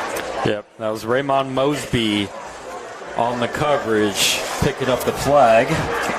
And Mosby's a guy for this football team that is going to have to play big boy ball this year. You see Avion Terrell on the other side as an offense, you're probably not going to attack him, right? So you know if you're opposite of a guy like Avion Terrell, you're going to get targets, which means you better be ready to play some football. Mosby, great defensive back. He's got offers from Duke, North Carolina, and Ole Miss so far. Only a junior. Another one of those junior players on the defense for the Lions. And Singleton keeps it, and he's going to the near side. That is a massive penalty that just got missed. Westlake coaches in the press box were rightfully upset. I saw a low block from 10. That should be a 15-yard penalty, automatic first down for what, 15-yard penalty against North Cobb, but they stay ahead of the sticks now. Going to force up a third and medium for the Warriors. That handoff to Ben Hall. So just for a point of reference for everybody at home, in high school football, you cannot cut outside of the tackle box. You also cannot cut back towards the line of scrimmage, both of which just happened, and the call was missed. And there's the big body Singleton just diving up the middle. No frills there. 3rd and 1. That's what you do. You get the first down. Big body bends. I used to be Dusty. Malachi Singleton, 3rd and short. That's easy money. Oh, easy money. Easy money. Approaching the 5-minute mark here in the ball game. North Cobb trails 17-14. It's first down on their own 49. So if you're North Cobb, Westlake has 0 timeouts. You're trying to milk this as much as you can, right? But you're down, so you have to score. So you're in this catch-22 where, hey, we want to milk as much clock as we can, but we also have to make sure we score. Because if we milk 3 minutes off the clock, we got a minute and a half left, and we don't score, then we're in trouble. It was a solid 6-yard gain there by Hall. Very important drive. This might be the drive for North Cobb. It looks like it's shaping up to be. They're going empty right here. And there's the pass to Hall off the fingertips, and you talked about it earlier.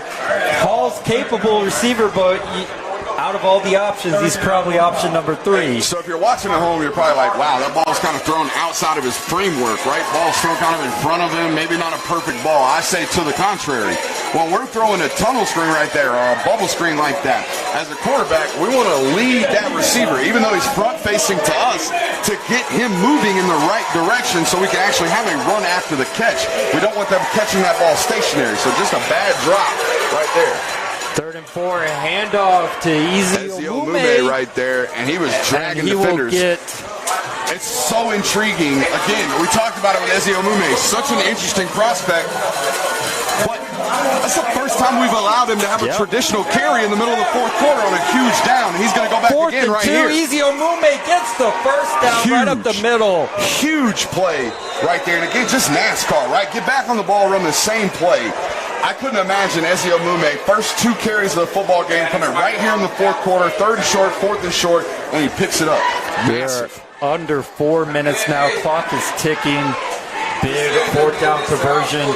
Back-to-back drives. North Cobb has had to pick up 4th downs. They're in full 4-minute mode right here. They don't want to leave a second left on the clock when they score this touchdown. Here's the snap. Handoff. This one is Badinga. Badinga's going to score. Do you go down? Do you go down or do you score? Going all the way for the touchdown. Decision, honestly, you don't want to, you struggle to put points on the board. Some people would say, hey, they got no timeouts left, just get down, let's milk the last 3.5 minutes and punch it in right there to end the football game. But when you have guaranteed points on the board, take them right now. They have not been easy to come by tonight. Huge score for Badinga right there and the North Cobb Warriors. End zone was wide open by the time he hit the 20-yard line, and he took it. Had just enough gas to get it in the end zone for a touchdown.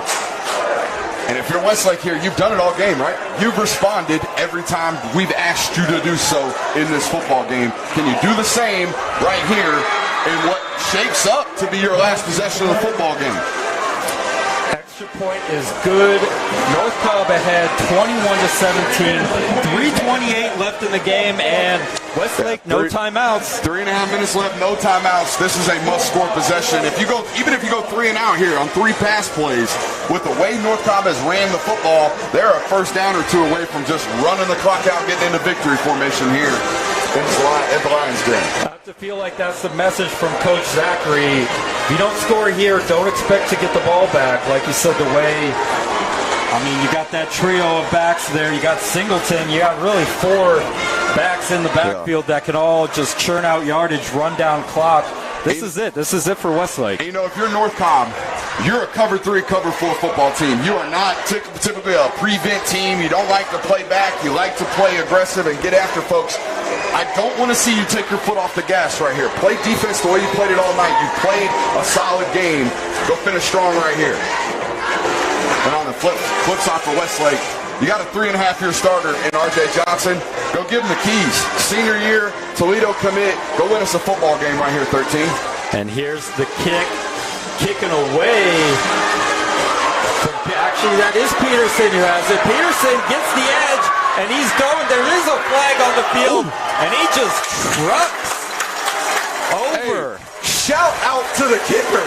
Shout out to the kicker. That was the kicker. That was the kicker. Now, he got mowed over. All right, it looked bad. He's on his back. But, you know what?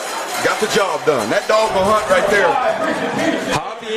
Javier Morales, the kicker, makes the tackle. And the penalty is on North Cobb, so that return is going to stand, and we're going to add yardage to it.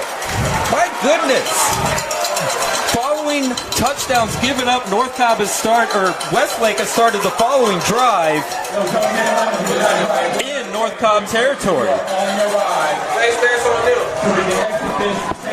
Just a great play on special teams. Again, we told you to start the game. Someone will win the special teams battle. I think it's been no question Westlake has dominated that field, or that portion of this football game. And shout out, we mentioned Peterson. We're talking about special teams. He's single-handedly winning the special teams battle for Westlake right now. The 2 muff punts, 2 massive returns by Peterson. It's been a great second half. And they're starting the drive on the 35, and here's Thomas up to the 22-yard line. Player on the field. 99 we got from North Cobb down. Warrior. Man, I'm going to tell you what, when he sticks that foot in the ground and gets north and south, my God. I can't fathom being a college football coach and watching this tonight and saying, I don't want any of Thomas. I don't want none of that, right? I don't want to recruit a guy that's clearly, would you say he's the fastest guy on the football field tonight? He certainly looks like the quickest. On a football field that is loaded with speed, Thomas has stood out to me as, my God, that guy's explosive on a field filled with explosivity. So, if I were a college football coach watching right now, I got to think there's so many ways and avenues in which I can get that young man the football in space in a college football game on Saturdays and just watch him work, because it's been a pleasure to watch him work tonight. That is for sure. We've seen it. He's not only fast, he's very shifty, and the key is he's able to accelerate off the cut. Yep. So he makes the cut, and he's up the field, and he's not losing any speed making those moves. Speaking of off the field, I got no time for cramps. You know what the best way to counteract cramps is? What is that? Drink water. Yep. I'm just kidding. It's actually a concoction. I called it Hulk juice in college. You ready for this? It's a gallon of water. You drink the first half. You dump a 32-ounce Pedialyte in there, and then a 32-ounce Gatorade. 32 and 32 is 64, right? Half a gallon, 64. Money in the bank. I'm telling you right now, you will never cramp a day in your life. If you drink the Hulk juice, pregame football players, I'm telling you right now, you're all good. You play both ways, 98-degree heat, you will not cramp. What are you doing up here? You should be a conditioning coach down there, man. You got all this. Well, good thing we are audio only, because people would know why I'm not a conditioning coach. Let's see if Westlake is able to answer the second straight drive here following the North Cobb touchdown. We got 3 minutes left. Johnson, ball at the 21-yard line. First and 10. So it's funny. We're seeing 2 different offenses in North Cobb and Westlake trying to play slow, but they almost can't help themselves. Handoff again to Thomas. Thomas unable to break the tackle on this drive. No gain. Westlake's coaching staff Action wanting a after little, the play. wanting a little personal foul late hit right there. And Westlake appears to have gotten a really favorable spot. I guess they called for momentum down right there at the 21-yard line. So what looked to be almost a 9-10-yard loss will actually be a neutral play. Well, you're right. He did get tackled 10 yards into the backfield, but progress ruled stop at the line of scrimmage. I guess that would warrant the late hit that the Westlake coaching staff was asking for. I mean, can't blame them on their gripe there, but at any rate, 2nd and 10, giving it to Thomas again. They're feeding him. Thomas is bouncing off tackles. I don't know how he gained 7 off of that. It's called individual drills, baby. If you've ever seen running backs work individual drills, they do that goofy little drill where they bear crawl with one arm with the ball in the other hand. That's exactly what Thomas did right there and gained an extra 4 or 5 yards. Big effort play right there to force a 3rd and short. You're clearly in 2-down territory. We all know that. 4-point deficit right here. You got to have a touchdown with 90 seconds left in the football game. Play with some urgency. Get the snap off. Let's go. Got to get in the right play call here. Johnson, pistol formation. Handoff to Thomas. Thomas got, oh my goodness. What a tackle there on the outside. It looked like Thomas for sure. He didn't get out of bounds either. Didn't get out of bounds either. The clock is running. Couldn't see the number on the tackle there, but great effort by the far side cornerback. Obviously, I mean, I'm pointing out the obvious here. Timeout management here has absolutely come back to bite you. As you wish you could stop the clock here on 4th and 2 and figure out the right play. Now you're just going with gut. This is it. This is the game. Hand off to Thomas. Thomas unable to make the play there. Face mask. You're going to get a dead ball. Flag? You're going to get an automatic first down. There's a flag. Yep. That is not the game. Wow. You are going to get a face mask on North Cobb, I believe. You're going to get an automatic first down. That ball is that flag is thrown inside the 20. It's going to be half the distance to the goal for Westlake. Automatic first down with 37 seconds left in this football game. Wow. No other way for this game to finish right now than a red zone stand. Game was over. North Cobb was celebrating. Face mask is the call. What a daggum debut for 11 Live Sports tonight. You guys got yourselves a thriller. New life for Westlake. All right, so here we go. 1st and goal, ball inside the 10. What do you do here? I mean, running the ball is on the table, but you're probably going to have to figure out a way to stop the clock. So I would imagine they go to the end zone through the air to start this possession. Be my gut feeling, right? The last thing you want to do is run the ball here, end up, getting tackled in the backfield, and all of a sudden you get back on the line of scrimmage and you're snapping the ball with 20 seconds left. It's definitely a dilemma. Thomas has been your bread and butter. You don't have timeouts, like you said, 37 seconds left. There is time if you want to hand it off, you can spike it. Yeah, but you're wasting an opportunity at that point. I think, honestly, you take 4 shots at the end zone here and live and die on 13, but they are lined up in a running formation. First time under center all night tonight. And here's the handoff. It is to Thomas. Well, he's still moving.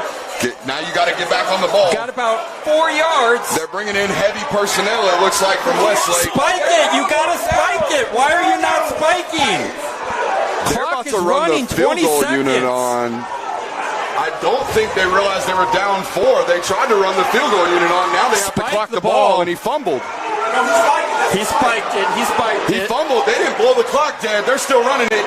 R.J. Johnson fumbled the snap and then fell on it. They can't get the ball spotted. This is how the game's going to end. The game is 1/10 of a second. Hold on.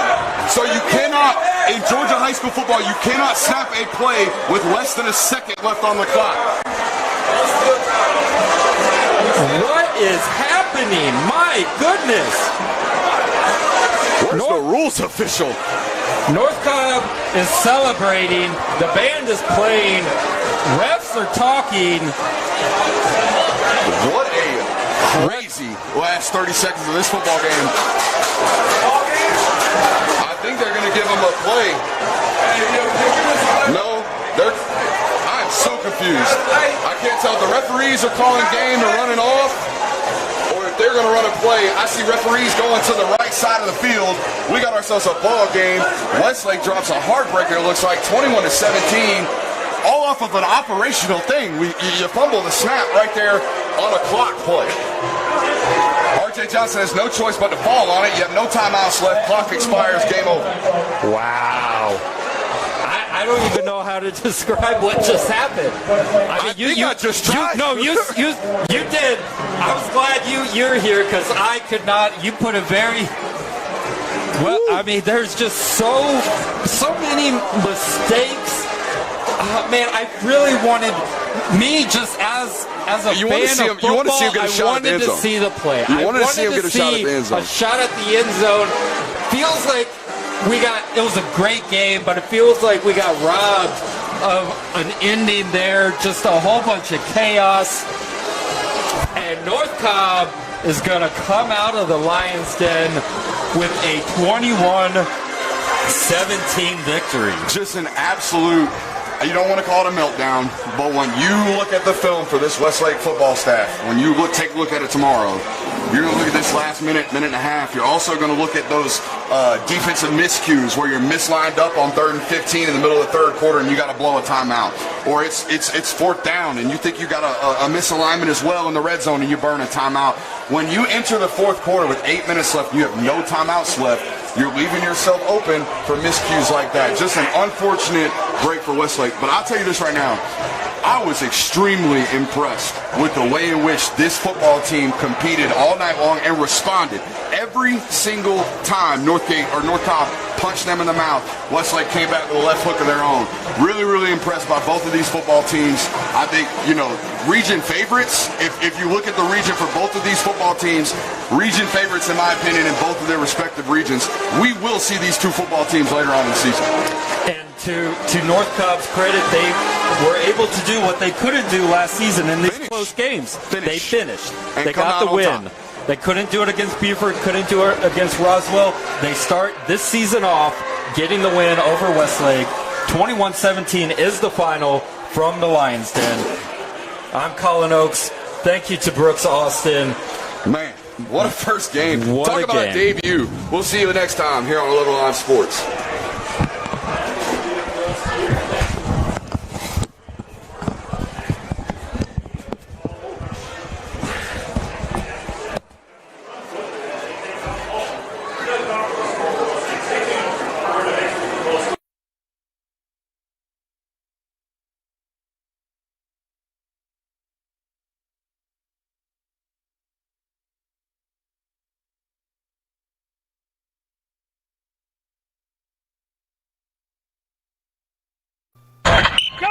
What it sound like?